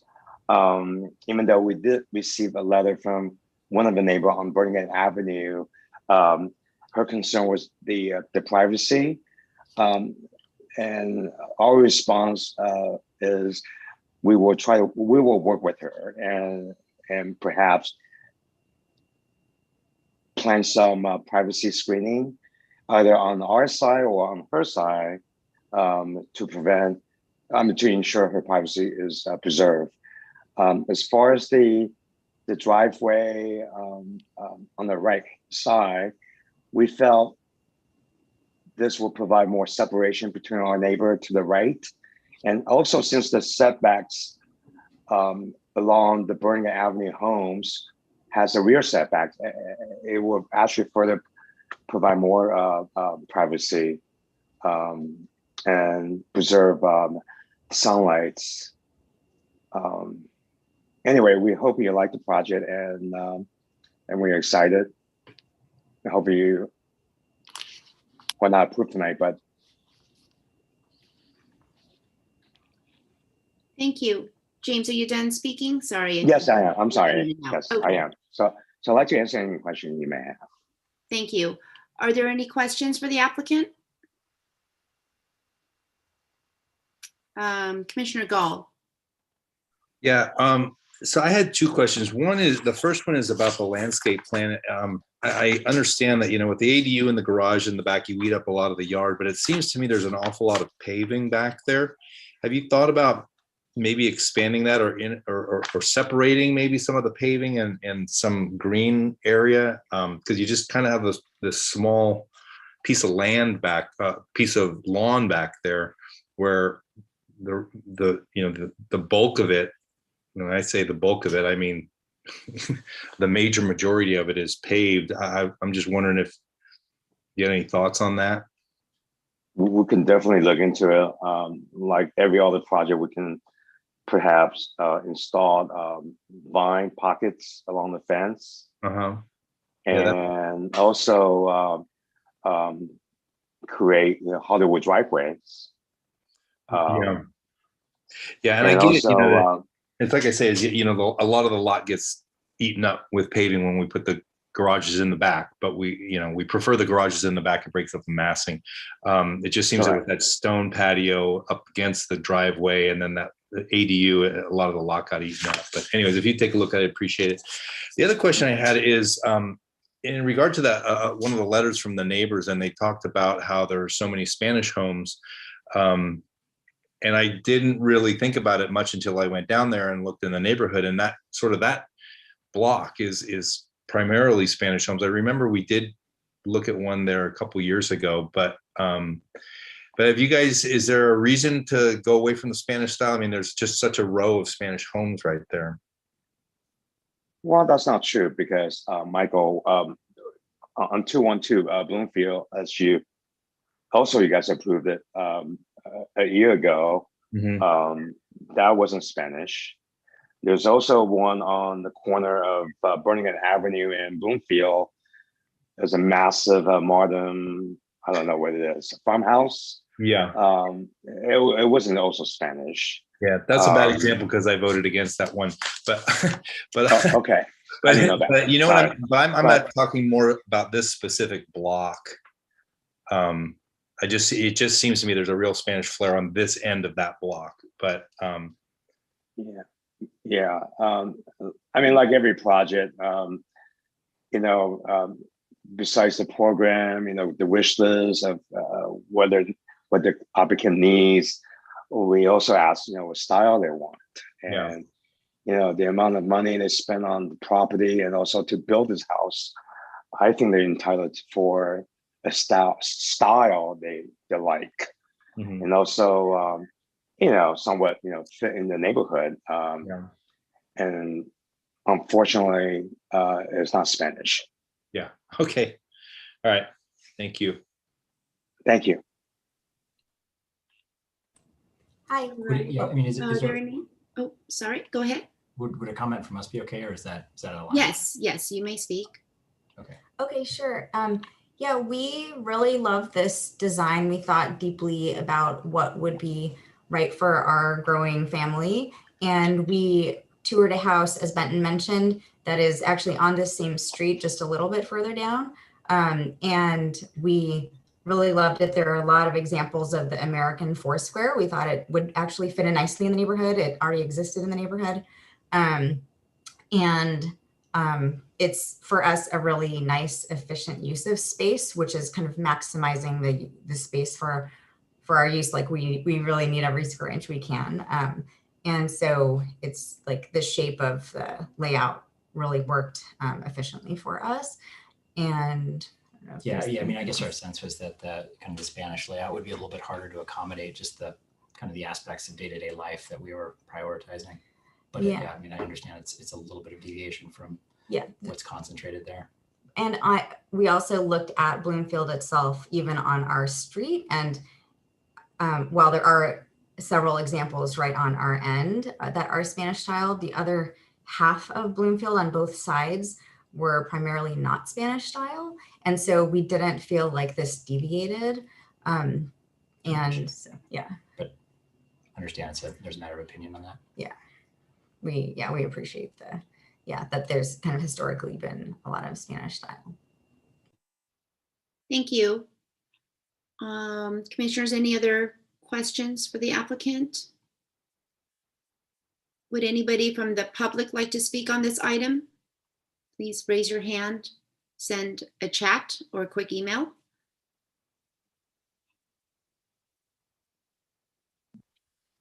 Madam Chair, I don't see any emails or chats coming for this project. Okay, with that then I will close the public hearing. Commissioners, comments? Commissioner Loftus? I think there's a lot to like about this house. Something about it bothers me. It feels massive rather than feeling like a classic American Foursquare. It feels like a classic American rectangle. It feels a little bit like a balloon that's been blown up to the shape that it fills the entire. It just feels like it's overwhelming the site somehow, to me. And maybe part of that is the ADU garage filling the back of the site and so much paving. And maybe I'm wrong about this. It's a little bit hard to tell. I like a lot of the house. It just feels like it goes on and on. It feels massive. The front looks okay, though the porch feels like it's a little bit stuck on, even though I know it's carved out underneath the mass of the house. I believe, which is like the one down the street. It doesn't feel like it's, maybe this is just the nature of Foursquare. It doesn't feel like it's being articulated very much. It feels like it is completely, a balloon completely filled up, which I think is also sort of, indicated by the being within 10 square feet of the FAR. So there's a lot to like about it. It just feels big to me. Thank you. Commissioner Schmidt? Yeah, I actually like the project quite a bit. I think there is, for me, there actually is quite a bit of articulation, and even on the long side that's kind of facing the Burlingame Avenue houses, I feel at least the trims and the change in materials has broken up that elevation, which could really be a lot bigger and a lot flatter. So I think overall I like it. To me, with some of the comments, I can sympathize with the neighbors, but at the same time, there's already a large 2-story wall that goes along the side property there, and this house is going to be largely in the same place. It's just going to extend a little further back. So I feel like it's, yes, they're using all of their lot and all of their FAR, but I think it fits within, and I think it works. So I can support this one. Vice Chair Taronis? Yeah, thank you. Well, with this project here on Bloomfield and others that we've had on Clarendon, we've kind of wrestled with the issue of the style in the neighborhood. I can definitely sympathize with the letter that we got from the neighbor in regards to the Spanish enclave, for lack of a better term. But as we've said before, we don't have historic districts defined, like it or not. Fortunately or unfortunately, we don't have those defined. We can request, we can suggest, we can cajole, etc. But ultimately, we have to look at the project on its merits. So in regards to this architecture, I think it is fairly traditional. It speaks of residential construction. The plate heights, 9 feet and 8 feet, are not overly tall or excessive. The height is well below the allowed maximum. The declining height envelope, the special permit is what we've often allowed for iconic architecture like this. So I can support the special permit for the declining height. In regards to the massing, I kind of had a similar reaction initially as to Commissioner Loftus, that it was a long stretched out house and kind of big. But then in looking at the lot, I realized that it's a 7,800 square foot lot. It's 150 feet deep, which kind of eased my concern somewhat. And so, I think it's a nice project. The massing itself is nice, not just in absolute terms, but also just in terms of the context of the neighborhood. Again, with the plate heights and the overall heights that are being proposed, I think will fit in as a traditional residential home that could have been there from generations ago. So I think it's a nice project that could move forward.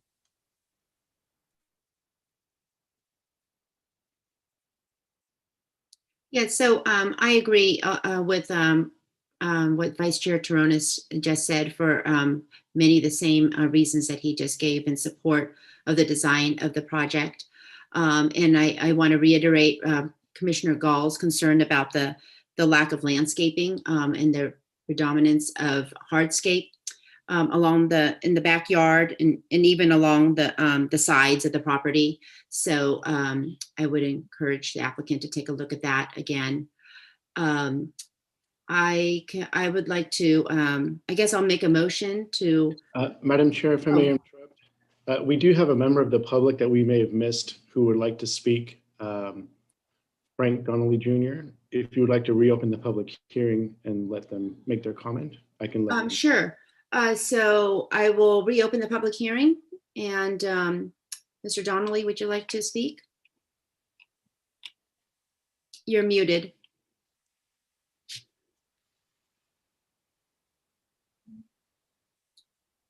Mr. Donnelly, you're muted.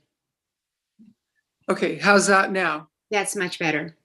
Okay, I was the one, actually, I'm his wife, Carol Donnelly. I wrote the letter. And again, I want to thank you all for your service. We both have been longtime residents of Burlingame. Frank worked for the city for 34 years, and I did 9 years of service on the Park and Rec Commission. I think our biggest issue is concerns about privacy and sunlight. And we've had for 24 years, basically an open view in our yard straight into June, the former residence yard. And I just, when in the middle of the night, thinking about it, I thought, if the plan of the house has to go through, why not reverse the plan and put the driveway down our side? Because you've got 3 houses with small lots, and it would remove the house a little bit from our yards and not be so imposing, especially the corner house on Bloomfield and Burlingame Avenue and our house at 621 Burlingame Avenue, not so imposing on our property. Anyway, and if it needs to stay this way, then I would hope that you would enforce the variance on the roof, and that it isn't a straight wall, a shot up with a straight wall.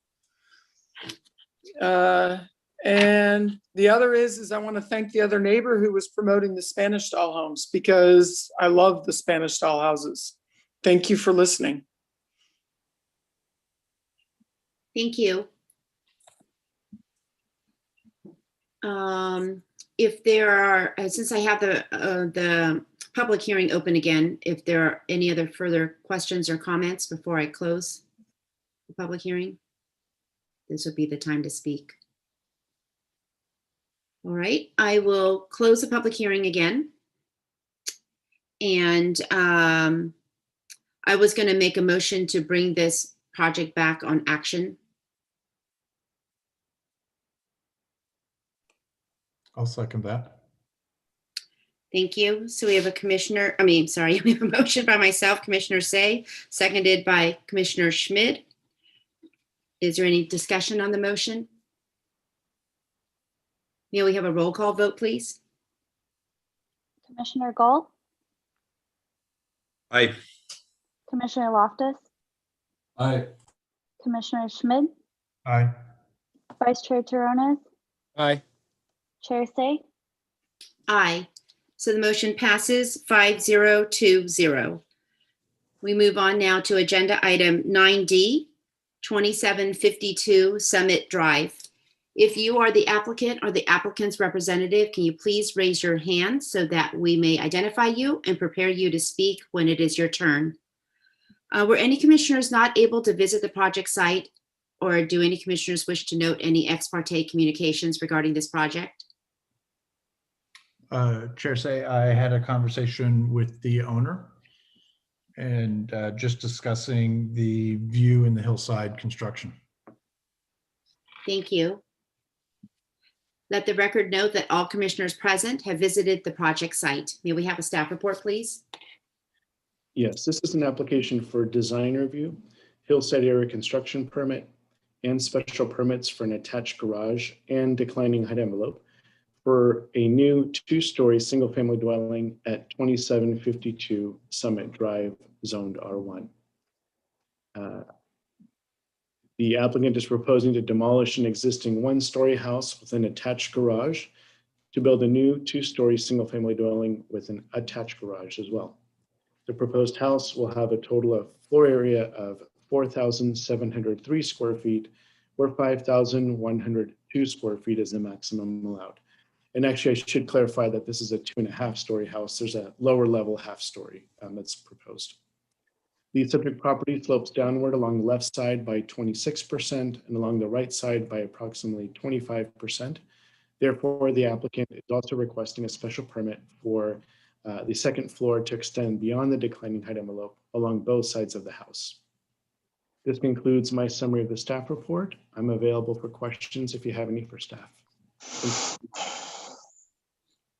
Thank you.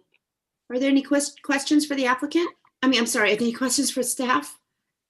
Commissioner Schmidt? Yeah, Ruben, can you help me with the declining height envelope on the sides? I need a little clarity on that and how that applies as you go down the slope, because I can clearly see what they did in the drawings. And so. Sure. Yeah, on these downsloping lots, what happens is we have to figure out the point of departure, where that line starts at grade. And that's determined by the average of the front and rear property corners. So what happens on these downward sloping lots is that declining height envelope gets pushed down, it gets squatted down because the average slope point of departure is going to be a lot lower than the finished floor of the house. So you'll see that often on these downward sloping lots. On upward sloping lots, the reverse occurs. It's way up high. So usually those houses comply with the declining height envelope, no problem. On these downward sloping lots, you'll see this case where even just the ground floor extends beyond the declining height envelope. So is that something maybe that it's hard to say how many exceptions or, how often this happens, because obviously I haven't seen this happen much in the year or so I've been on, but it just seems like the declining height envelope probably doesn't apply very well in this situation. Yeah, and it's meant for these types of situations. I mean, I think you can certainly make the hardship findings, set aside the design of the project, but in terms of the mass and bulk, I think, on these sloping lots, you can certainly make findings that there's a hardship on the property, given the extreme slope on the lot. Fair enough. Thank you. Are there any other questions for staff? Seeing none, I will open the public hearing. Would the applicant please step forward, state your name, and add anything you would like regarding this project? Can you guys hear me? Yes. All right, thank you. My name is Michael Cooperman. I'm the homeowner. First of all, thank you for the review. My wife and I have. Sorry, Mr. Cooperman. It's very difficult to hear you. I don't know if there's something with your AirPods or your speaker. Let's see. How about now? Can you speak again? 1, 2, 3. No, not any better. It's just hard to hear you, so we want to be able to hear what you're saying. Strange. Let me try to open up the laptop.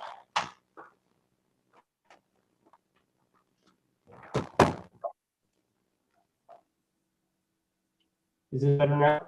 That's better. Okay. Yeah, it seems like whatever microphone the system decides.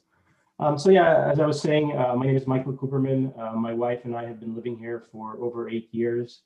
Both of our kids were born in this house, and we love the neighborhood. When we bought the house, we didn't really think about kids and how grandparents would integrate into it. And now we realize. So this is part of the reason why we want to do the new build. Thank you. Mm-hmm.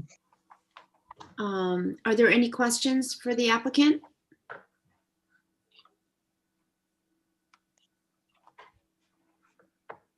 Commissioners, any questions? Commissioner Gall? Yeah, I don't know, I guess tonight's my night for looking at paving. It seems to me that the front of this house, I mean, I get it, you're on a sloped lot, but on your site plan, it appears that a large majority of your front yard is paved. I'm wondering if you could Have you thought about adding some more landscaping there? I mean, I know, I see you have your trench drains and everything, but I think in a heavy downpour and a few leaves, those can get plugged up too. You might have some problem, but more than that, I think it has to do with the overall appearance from the street. Have you thought about any more landscaping in the front? I may answer this question. Can you hear me? Yeah. Yes, we can. Yes. So the projects consist a new house on existing lot, and this lot is a little bit challenging. And as of now, this is existing driveway that leads down to the ground floor. Our intention is to disturb as little as possible of existing areas, and we actually trying to bring up the main entrance up to the street level, so it would be easily accessible for the people to see and to communicate.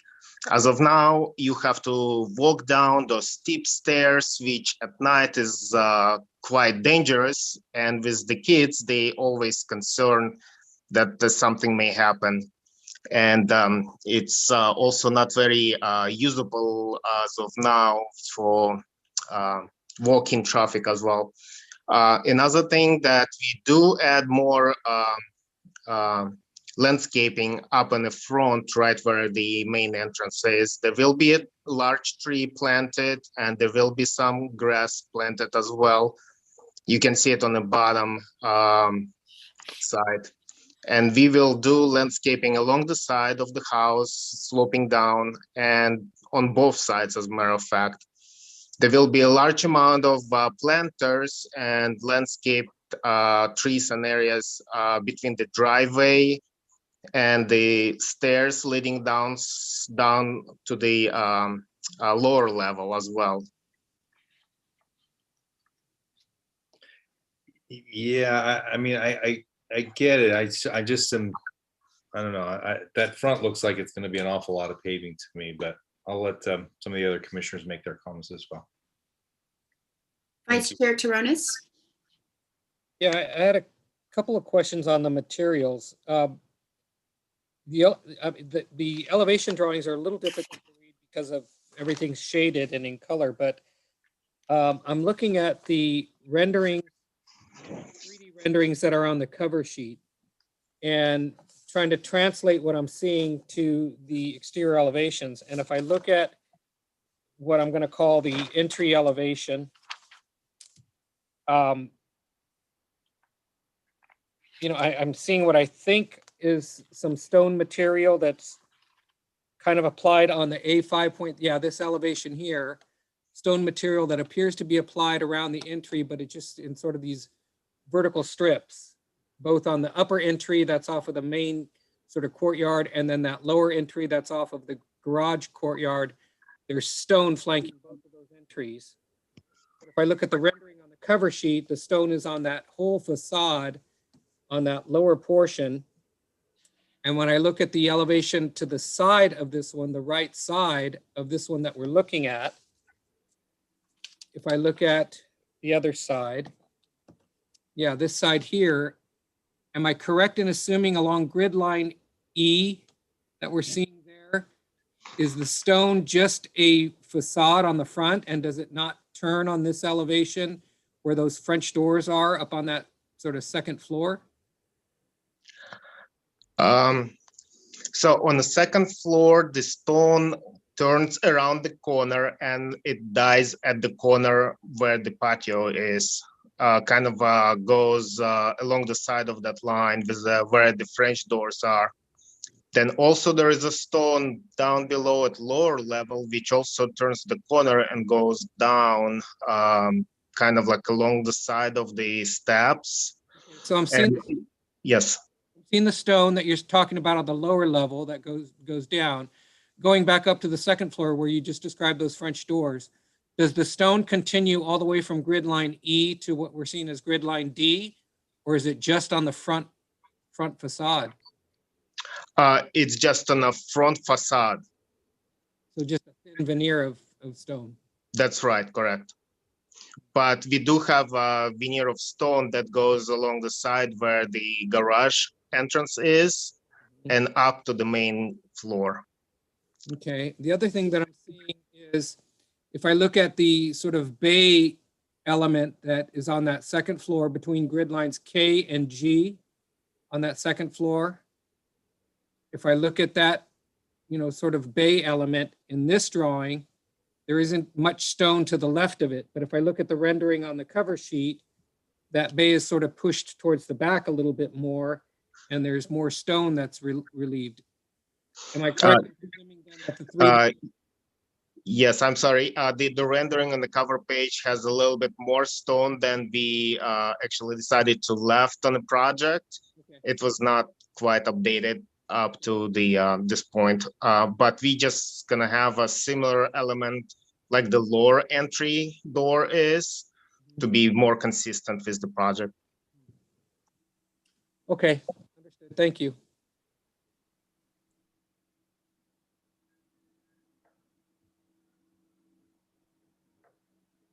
Sorry, I was muted. Are there any other questions for the applicant? Would anyone from the public like to speak on this item? Please raise your hand, send a chat or a quick email. Madam Chair, there are no chats or emails regarding this project. Thank you. Oh, I had one question to ask. Did you review the proposed plans with your uphill neighbors?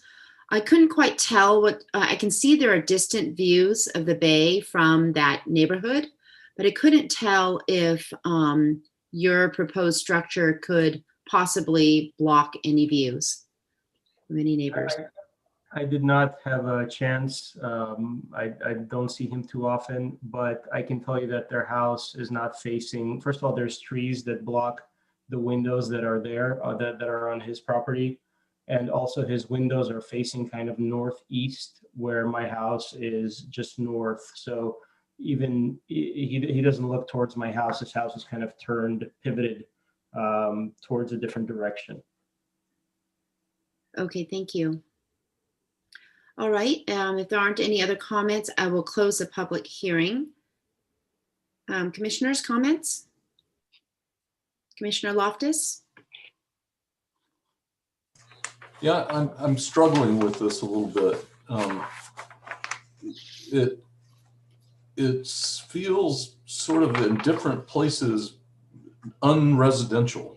You know, the rear elevation feels very much like a motel, and the side elevations feel sort of like a small institutional building, a school building. At least one of them does. I mean, it's lit like crazy. There's site lighting everywhere, and then there's building lighting on all the facades, and that probably is one of the reasons it feels, you know, vaguely non-residential. I mean, it's lacking in charm, and part of that may be the way it's rendered. It's a little bit hard to tell whether it might feel different if it were rendered differently. What we've got are drawings that's, you know, gray on black on gray on white. You know, I'm just really struggling with it. I like modern architecture, but this is verging on charmless modern architecture. So it feels a little bit to me like it needs to go to a design review consultant. But I'll hear what other commissioners have to say about it. Commissioner Schmidt? Yeah, I'm struggling just with, I think that the renderings on the front show, potentially nice design there. If bigger would be helpful, and more areas, because there is a lot of surface area here that you're trying to cover.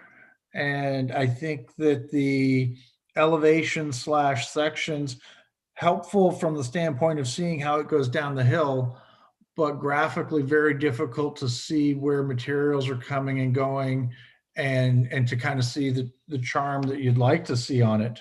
So I would I'd highly recommend that the elevations attempt to really describe the materials instead of the heights. I'm highly distracted by all of the white boxes with heights and all the lines for sections and such. It makes it really hard to see what's really going on underneath.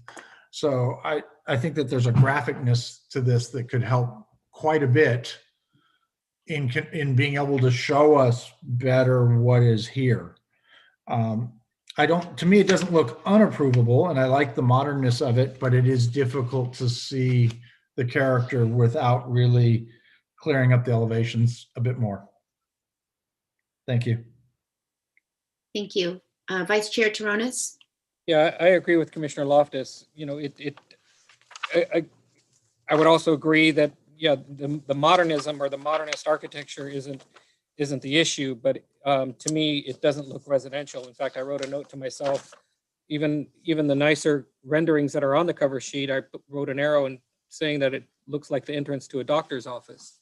And so secondly, in terms of how the materials are applied, the materials aren't being used to define the parts and pieces of the modernist boxes. They're just used as veneers to sort of dress things up and give some appearance of something better than a stucco box at some entries and other areas.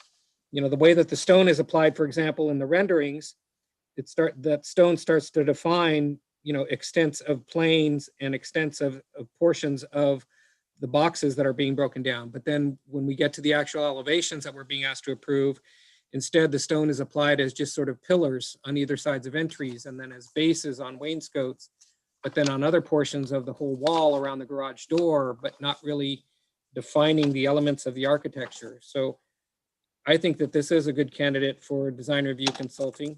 What I would say is we do often consider declining height special permits and as approvable in contexts like these when it's a downsloping lot. However, when you look at the left side elevation, it's not making any effort really to address the declining height envelope. It's literally just a flat box that has some steps down in the back a little bit, but nothing to the side. It's a flat box with some horizontal trims on it, which again, really isn't defining the modernist architecture. It's just breaking down the floor lines. And so in visiting the site, other properties in the area kind of nestle into their site a little bit more, and drop below the street level and are unobtrusive. This one with the flat roofs, it just kind of jumps up both front to back and side to side and presents a large mass. I think that it should go before the design review consulting. And before this comes back, I think that story poles should be erected so that neighbors and we can get a better look at what the final massing is going to be like. Thank you. Commissioner Camerado? Yes, I agree with Commissioner Taronis. I was actually thinking about the story poles. I agree with Commissioner Loftus that this should go to design review. Commissioner Sargent? Yeah, I agree as well about design review, and I think, the first thought I had about this project was the hillside construction permit and whether we can make the findings for that. And so I definitely think it needs story poles, and I'm a little surprised that we haven't heard anything from neighbors yet, because normally in hillside areas like this, if there's even a hint of a obstructed view, neighbors are very clear about their concerns, and we haven't heard that there in this case. But it's conceivable to me that the program that's being proposed we won't be able to make the findings for a hillside construction permit, and that once the story poles go up, the whole program might need to be revised or reconsidered, even if it does go to a design review consultant.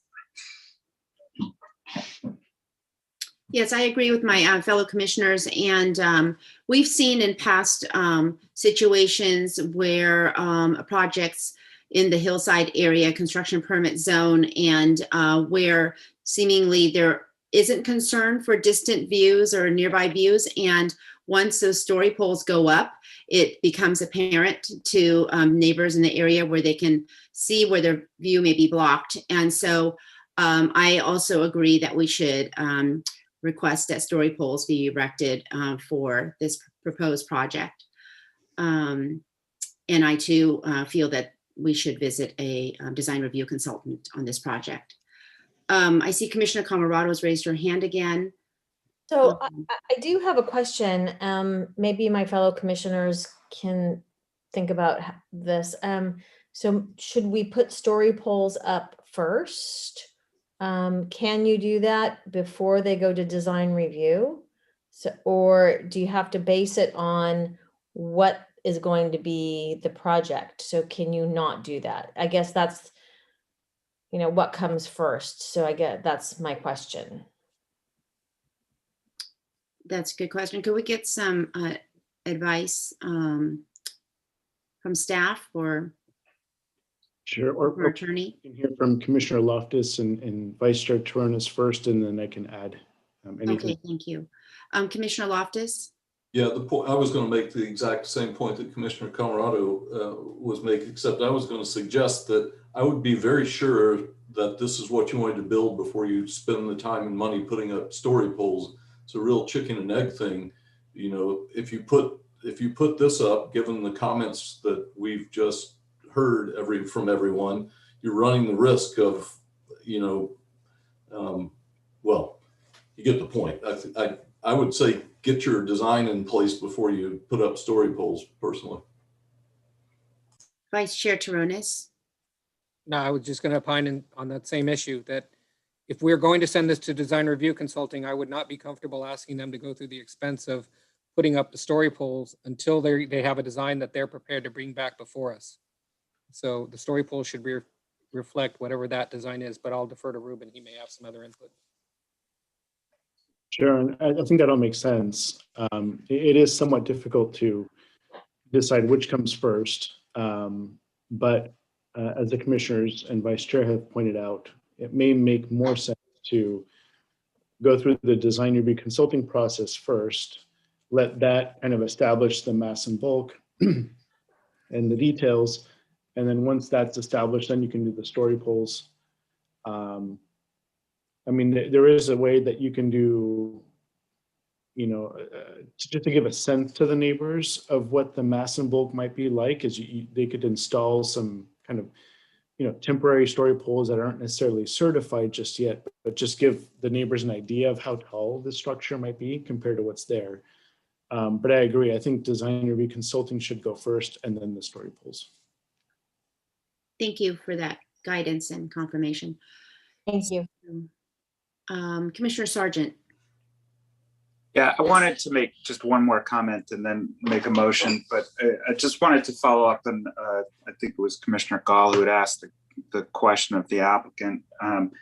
I think there's a lot of opportunity in the front of this, whatever is finally brought back to us after the design review consultant, for more landscaping while still meeting the needs of the applicant in terms of access. I mean, if you look at, you know, what's there now on Google Earth, it's all green.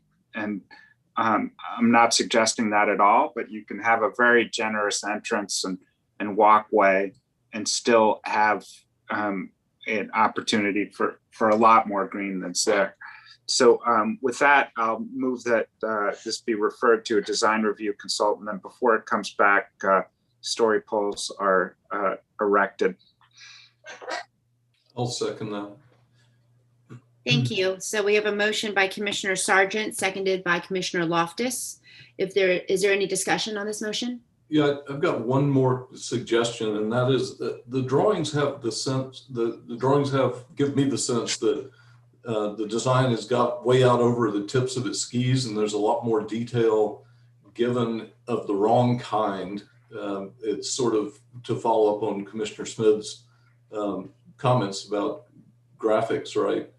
That there's a bunch of information on here that we don't need at this point in our process to evaluate the design. And everyone would be better served if the focus were on representing the sort of character of the building instead of the technical side of the building, and the size of the windows and the window types and the door types and all that stuff. It'll be a lot easier to make a decision looking at that kind of information than, Revit information is probably what's going on here. CAD or Revit information. Thanks. Thank you. Commissioner Schmidt? I would also say that this is a great candidate for more three-dimensional study. There's a lot going on here, and if we had some better axons looking down the hill, it would make our job easier, because it's not about trying to make this difficult for the applicant and to not allow them to have a design that they appreciate, but it is about making it easier for us to then give said guidance to be able to move the project forward. So the more that they can do to make that easier for us graphically, the easier this will move forward. Thank you. Okay, so we have a motion by Commissioner Sargent, seconded by Commissioner Loftus, and we've had some discussion on the motion. If there isn't anything else at this time, I'm going to call for a roll call vote. Commissioner Camarado. Aye. Commissioner Gall. Aye. Commissioner Loftus. Aye. Commissioner Sargent. Aye. Commissioner Schmidt. Aye. Vice Chair Toronas. Aye. Chair Say. Aye. So the motion passes 7-0-0-0. We now move on to item 9E, 1115 Burlingame Avenue. If you are the applicant or the applicant's representative, can you please raise your hand now so we can identify you and prepare you to speak when it is your turn? Were any commissioners not able to visit the project site, or do any commissioners wish to note any ex parte communications regarding this project? Seeing none, let the record note that all commissioners present have visited the project site. May we please have a staff report?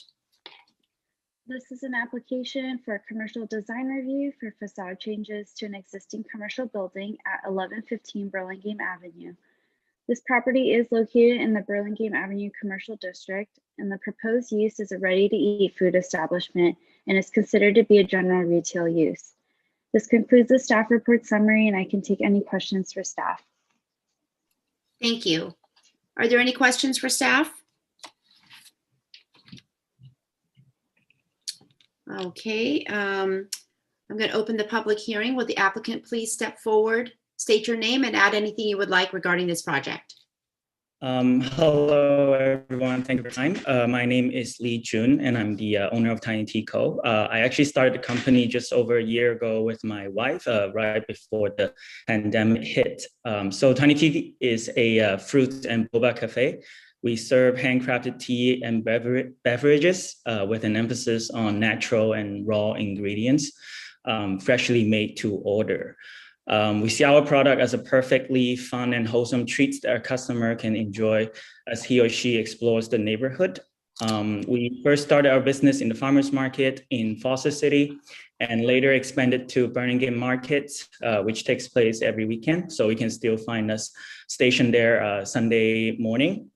So with our farmers market roots, what we value is about building human connection through fun and artisanship. And that was the type of vibe Burlingame gave us. And we think the humanistic energy in the community really aligns with our work. So we feel very excited about building our first store here. Our architect is Ren from Ren Plus Architects, and with Wen from Wen Consulting.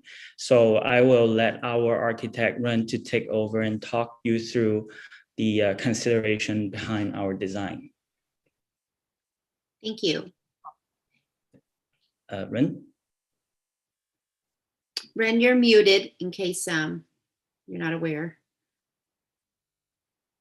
Wait, can you hear me? Yes. Okay, perfect. So my name is Wen. So for the facade design, so we drew inspiration from the arches and the portals that are used throughout Burlingame Avenue. and also the train station.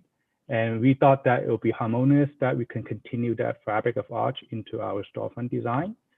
So for the proposed facade, it will replace the current storefront with a bifold window and a glass glass panel door. This replacement will kind of recapture some of the exterior area into this interior space, similar to what our neighbor Tuna Kotuna has done. The project will have a new logo in the signage band, and will also have a new stucco to match existing. So for the reason for the bifold door is that we like the connection between the inside and outside, but more importantly, we like the increase of airflow, so that once restrictions are lifted, Tiny T's customer can feel a bit of ease and comfortable to come in to order. And that concludes our approach to the facade design. I'm happy to answer any questions that you might have. Thank you. Are there any questions for the applicant, Commissioner Loftus? Yeah, so I see a frame around the. I like the bifold door a lot, the bifold window. I see a frame around that opening. I don't see a frame around the arched opening above. It's as though the glass just the glass looks like it's just running into the stucco. And what brought my attention to it was it looks like that at the top of the bifold window is framed by something that is stucco. It says 1 foot 4 inches, or maybe it says 4.5 inches, 4.5 inches. So it looks like a 4.5 inch piece of stucco across the head of the window, the head of the bifold window, and no frame at all in the radius opening in the archway. Is that the case? What's going on in all? Can you walk us through that? Yeah. So the idea is to use a frame on for the bifold window, and another frame kind of frames the arch window on top. So there's if you look at the divider between the arch and the bifold, inside there's a little bit of kind of tube steels in that. So that kind of divides it. So, but that's that's the idea. Am I answer the question? Yeah, you've answered it. I'll save my comments then. I just wanted to make sure I understood before I commented on it. And right now we're in question time. Thanks. Yeah. Are there any other questions from my fellow commissioners for the applicant? Are there any members of the public who would like to speak on this item? Please raise your hand, send a chat. Madam Chair, I believe there's someone from the public who would like to speak, but there are no chats or no emails that came through. Okay. If you would like to speak, can you please unmute yourself?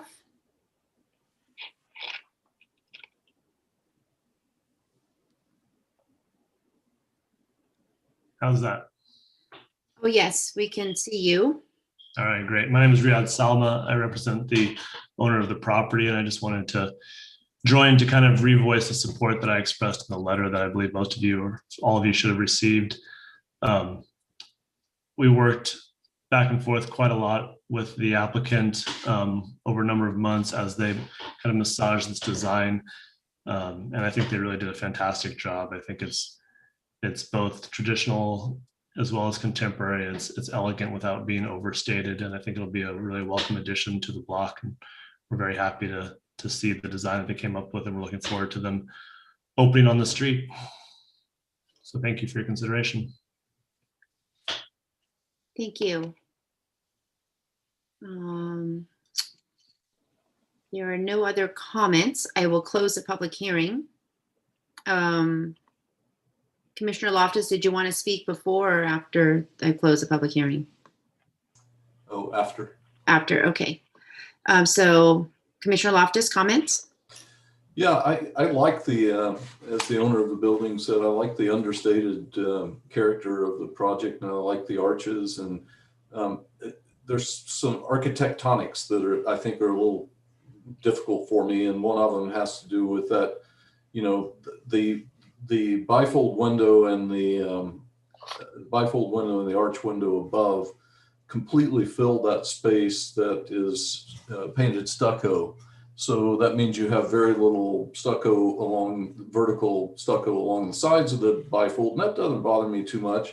That 4.5-inch piece of stucco, though, is purporting to be something that really doesn't make a whole lot of sense. Stucco is a cementitious material, and it has weight, and it's you know, it appears to be there's a figural image, the window itself, in a background, which is the stucco itself. And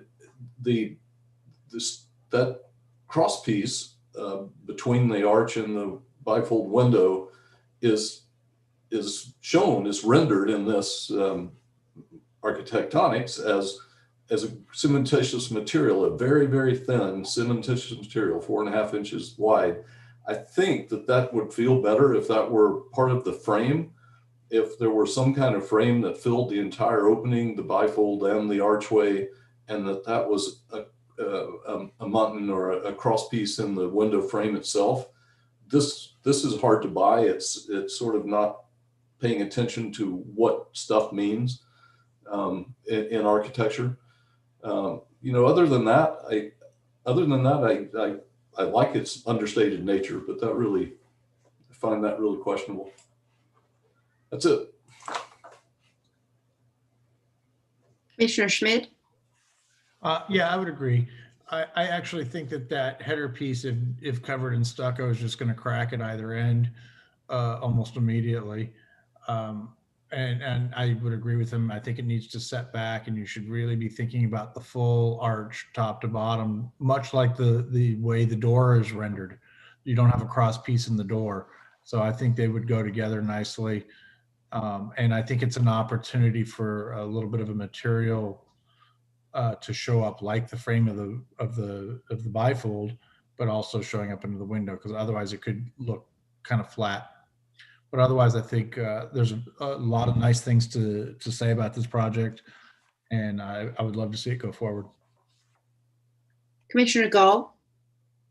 Yeah, I would also just from my experience in installing bifold doors, they hang typically from the header. And I would encourage the applicant to check with the engineer and the manufacturer to make sure that whatever that header is above the door doesn't need to be thicker, because if it's only 4.5, it's going to be a piece of 4x4 if it's wood, and that door is going to make that sag. So just a point to be aware of, because I think that may change the whole design when you do check in on that.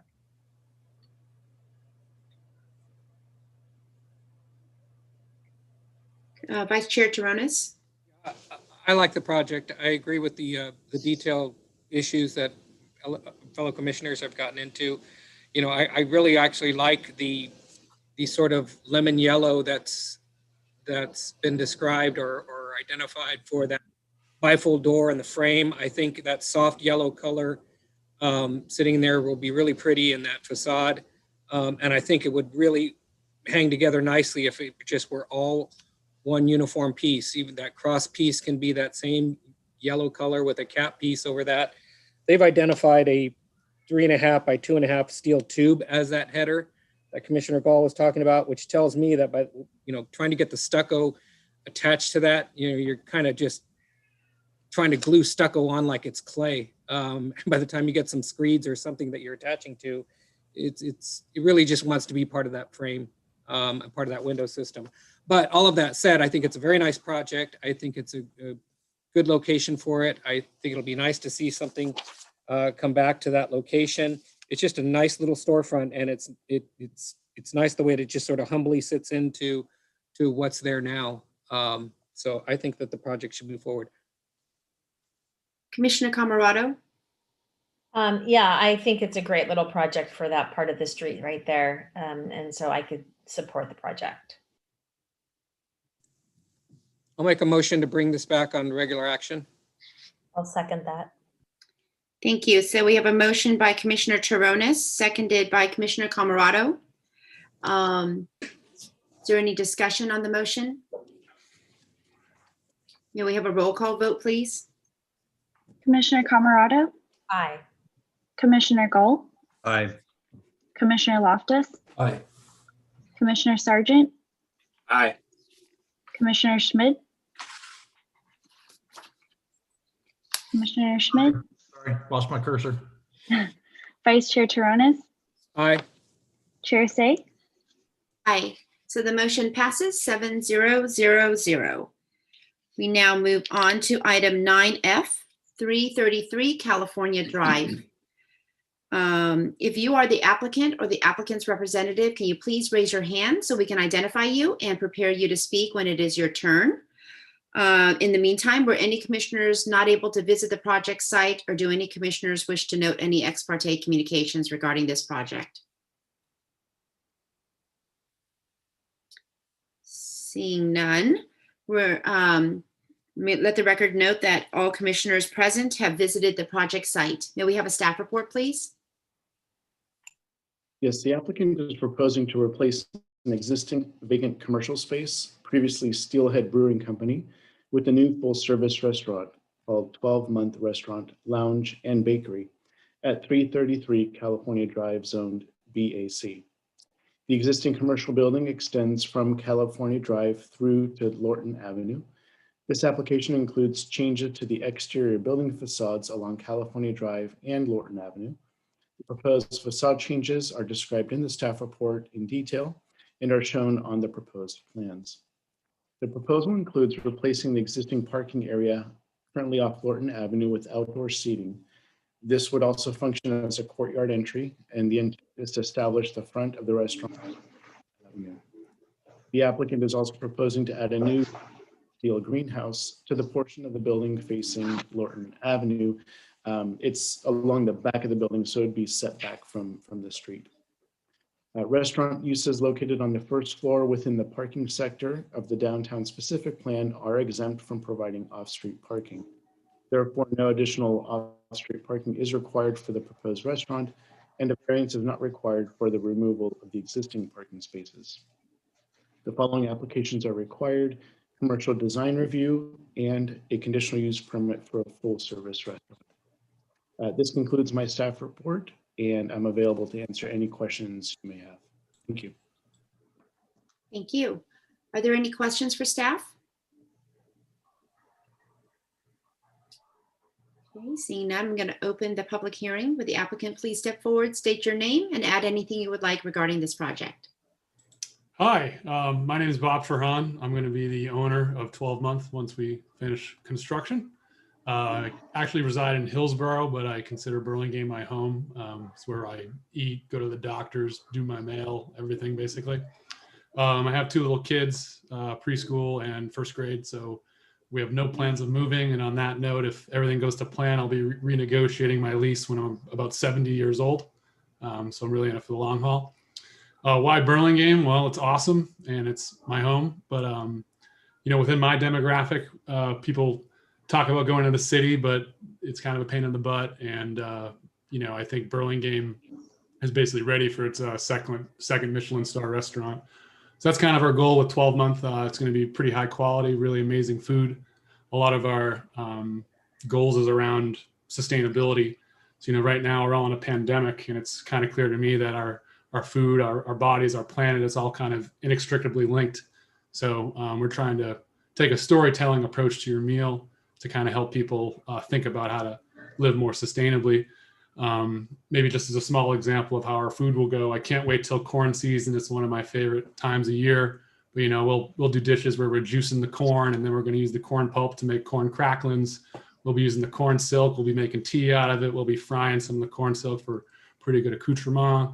We'll be wrapping stuff in corn husk to impart, you know, gentle corn flavors. We'll make some corn husk ash. We'll be making stocks of all this stuff. And then we have a greenhouse where we'll be, you know, using our own compost. So I'm super excited about it. I think it's going to be like amazing. And anyway, you probably don't need to hear from me beyond this much, but my architect is here for all the really hard questions. So yeah, I guess I'll stop babbling. Thank you. Thank you.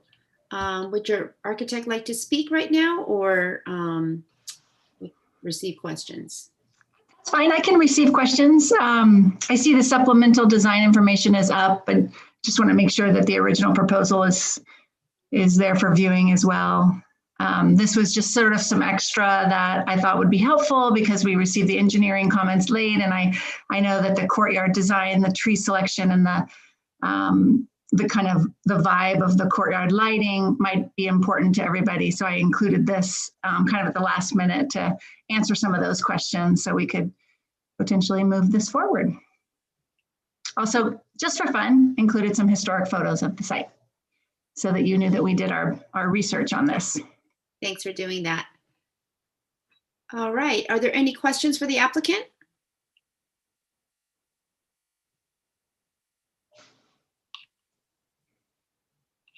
Commissioners, any questions? Commissioner Loftus? Yeah, I'm trying to get oriented on the plans. The greenhouse opens to private dining. Is the private dining the small room with the bifold doors directly adjacent to the greenhouse? Yes, exactly. So that one room is the private dining. It's not more extensive than that? No, that's the private dining. That's where the chef will come out and, you know, introduce his menu that night and do some production design. I mean, they have so many nice plans for that. And then the idea is that they kind of filter in and out of this greenhouse, chef's greenhouse. And then what are the rooms back in the bar lounge area? There are 3 rooms that I thought may be private dining. What are those rooms?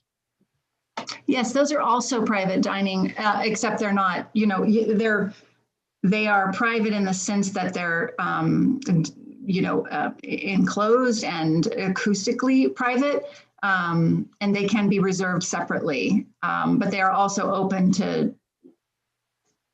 general lounge. Bob, wait, maybe you should answer that question about the private dining. Thank you. The green, yeah. Sure, I'm happy to. So yeah, we refer to those as sunrooms sort of in our architectural language, if you will. But the idea is within the lounge, it's kind of nice to have a little more intimate space within the larger space. And as Laura mentioned, they will be reservable, but it's not exactly private dining. The menu in the bar lounge area is slightly different because it's more loungy. So you're not like able to sit up and like use a knife and fork. So dining is kind of an interesting term, but you know, I envision people renting out the space for parties and whatnot. It's also interesting. You can combine the rooms into, you know, one giant, like there's doors between those 3 rooms. So it can be one giant rentable space, or you can just take 2 or kind of play with it. So hopefully. So it's sort of either spillover space or rented for private parties or something like that. Yes, exactly. Okay, all right. I don't have any other questions. Just wanted to make sure I understood what was going on. Thank you. Vice Chair Taronis? Yeah, thank you. So question first about the bakery. Am I correct in understanding the plans that the bakery itself, there's a counter interior to the bakery, correct? In other words, it's not a walk-up window out on the street. That area that's dashed, that's a service counter, is that? Right, you walk in, that's a service counter, correct. And so would the bakery be part of the restaurant operation? What type of bakery, or what do you foresee in terms of its operation? I'll let Bob answer that as well, yeah. I'd love to. So one thing I don't think I mentioned yet is this restaurant's 100% plant-based. So another word might be vegan. The main goal of the bakery, and certainly how we'll start operationally, is to service the restaurant, sort of commissary kitchen style. But we hope to, you know, get our act together all at once and open every aspect of it. In which case, it would be kind of quick service. You come in, you can buy some sourdough breads, you can buy some donuts, sort of other quick service baked goods. We'll also have coffee available. That's basically it. Not super intense, but also I forgot to mention laminated doughs like croissants. So the donuts and the croissants, to be vegan, is truly very unique. You have to drive to like San Jose or Berkeley if you wanted a vegan donut otherwise. So. Okay, you had me at donuts. So, okay. Other question, could you tell us a little bit about this cistern and the rainwater catchment system? Have you gotten to some engineering on that, or is it Yeah. just at this point, or how far are you along? No, definitely. We've had the landscape architects give us, an estimate of the gallons that we're going to need to irrigate this courtyard. And we're comparing whether or not we're going to use the water catchment system just for irrigation or potentially also for gray water in the urinals and toilets. So we're really doing a lot of study about this. We've done a roof plan and we've calculated how much water we're going to save. Collect from there. We're putting the tank underground, right kind of near the greenhouse there. And then there will be this kind of little unique sort of display, so to say, an education piece where kind of the manifold is kept, and you'll be able to see how that water is coming from the tank being filtered and being reused. So yeah, totally engineered. We've got a design builder on board, a lead certification manager on board, and the plumbers are all working on this. Great. Okay, thank you. Really cool. Yeah. Thanks. Yeah, just to talk a little bit about the lead certification, it's been pretty cool to see how far Bob's willing to go to really walk the walk here. So that's really not required for us because this is going to be a commercial interior lead certification. But we're really trying to go for some innovation points here. So I think it's really going to be an attraction, so to say, to understand how green this has been built. Yeah. Very nice. Thank you. Thank you. Are there any other questions for the applicant? All right. Would anybody from the public like to speak on this item? Please raise your hand or send a chat. Madam Chair, there are no emails and no chats. All right, thank you. With that, I will close the public hearing. Commissioners' comments? Vice Chair Taronis? Yeah, I was, as a frequenter of the Steelhead, I was sorry to see it close. And so as a fan of the restaurant, it was just neat to have another eatery in place. So in reading the client's letter, I got to the word bedraggled, and I said, wait a minute, I got my hackles up a little, and then I started looking at the pictures, and I went out there and I thought, wow, this place is bedraggled. And so then, in revisiting the design and what's being proposed, I really like it. I think it's very fresh. I think it will create some real good life, particularly along Lorton. That parking lot has always been awkward. I've almost cringed whenever I did find a vacant spot in that lot, even hesitating as to whether or not I wanted to try and get in there. So I think creating some better energy there and a better sense of place, I think will be very nice. The bakery frontage along California, I think will be welcomed within the community. And who could argue with having another bar? So point being is I think that there's some great energy being brought with this project and a real fresh new look to the building. So I appreciate the applicant's commitment and the effort that they're putting into this, and I hope the project can move forward. I think it'd be great. Commissioner Loftus? Yes, I will echo everything that Commissioner Taronis said. I was a frequent patron of Steelhead, and I missed it. I went there a lot with families. That was a real family restaurant, and I missed that. I think it's fantastic what you're proposing to do with the parking lot. It was a bad parking lot, but it will make a great courtyard, and opening up that wall to the bar lounge area will be terrific. So I'm excited about the project. Nice job. Commissioner Camarado?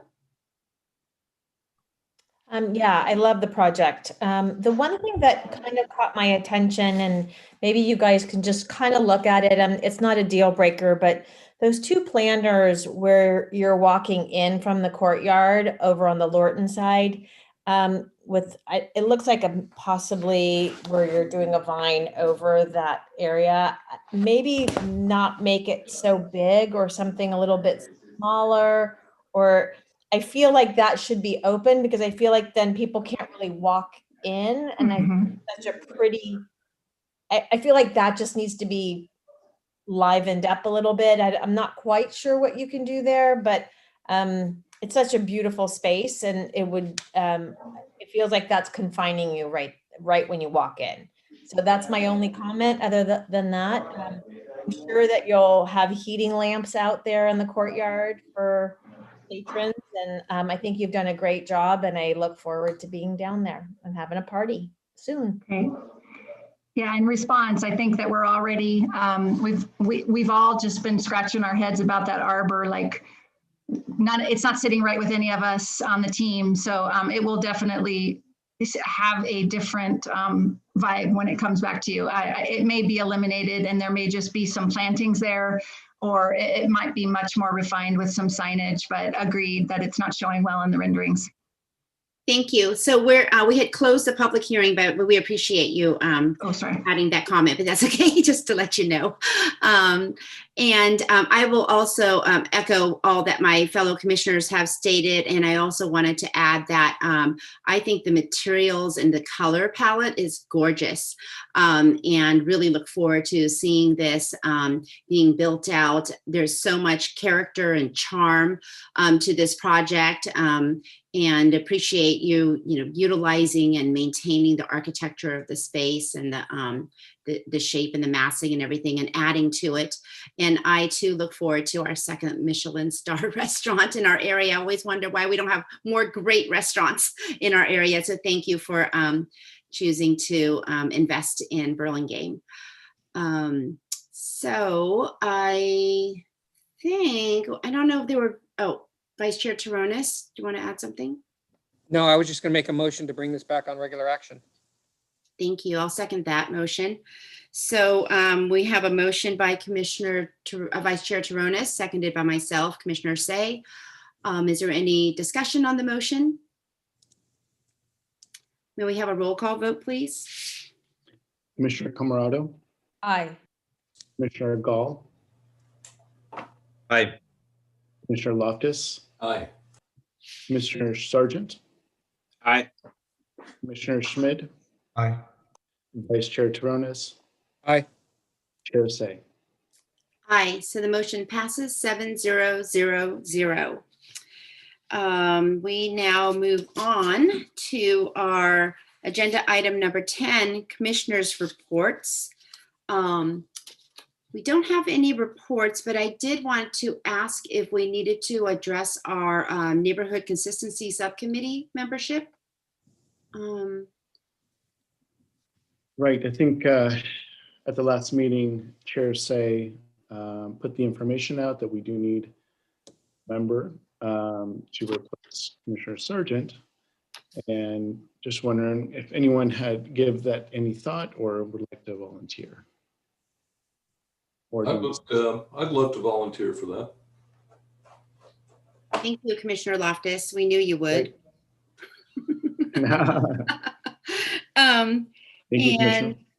Thank you. Now we move on to agenda item number 11, Director's Reports.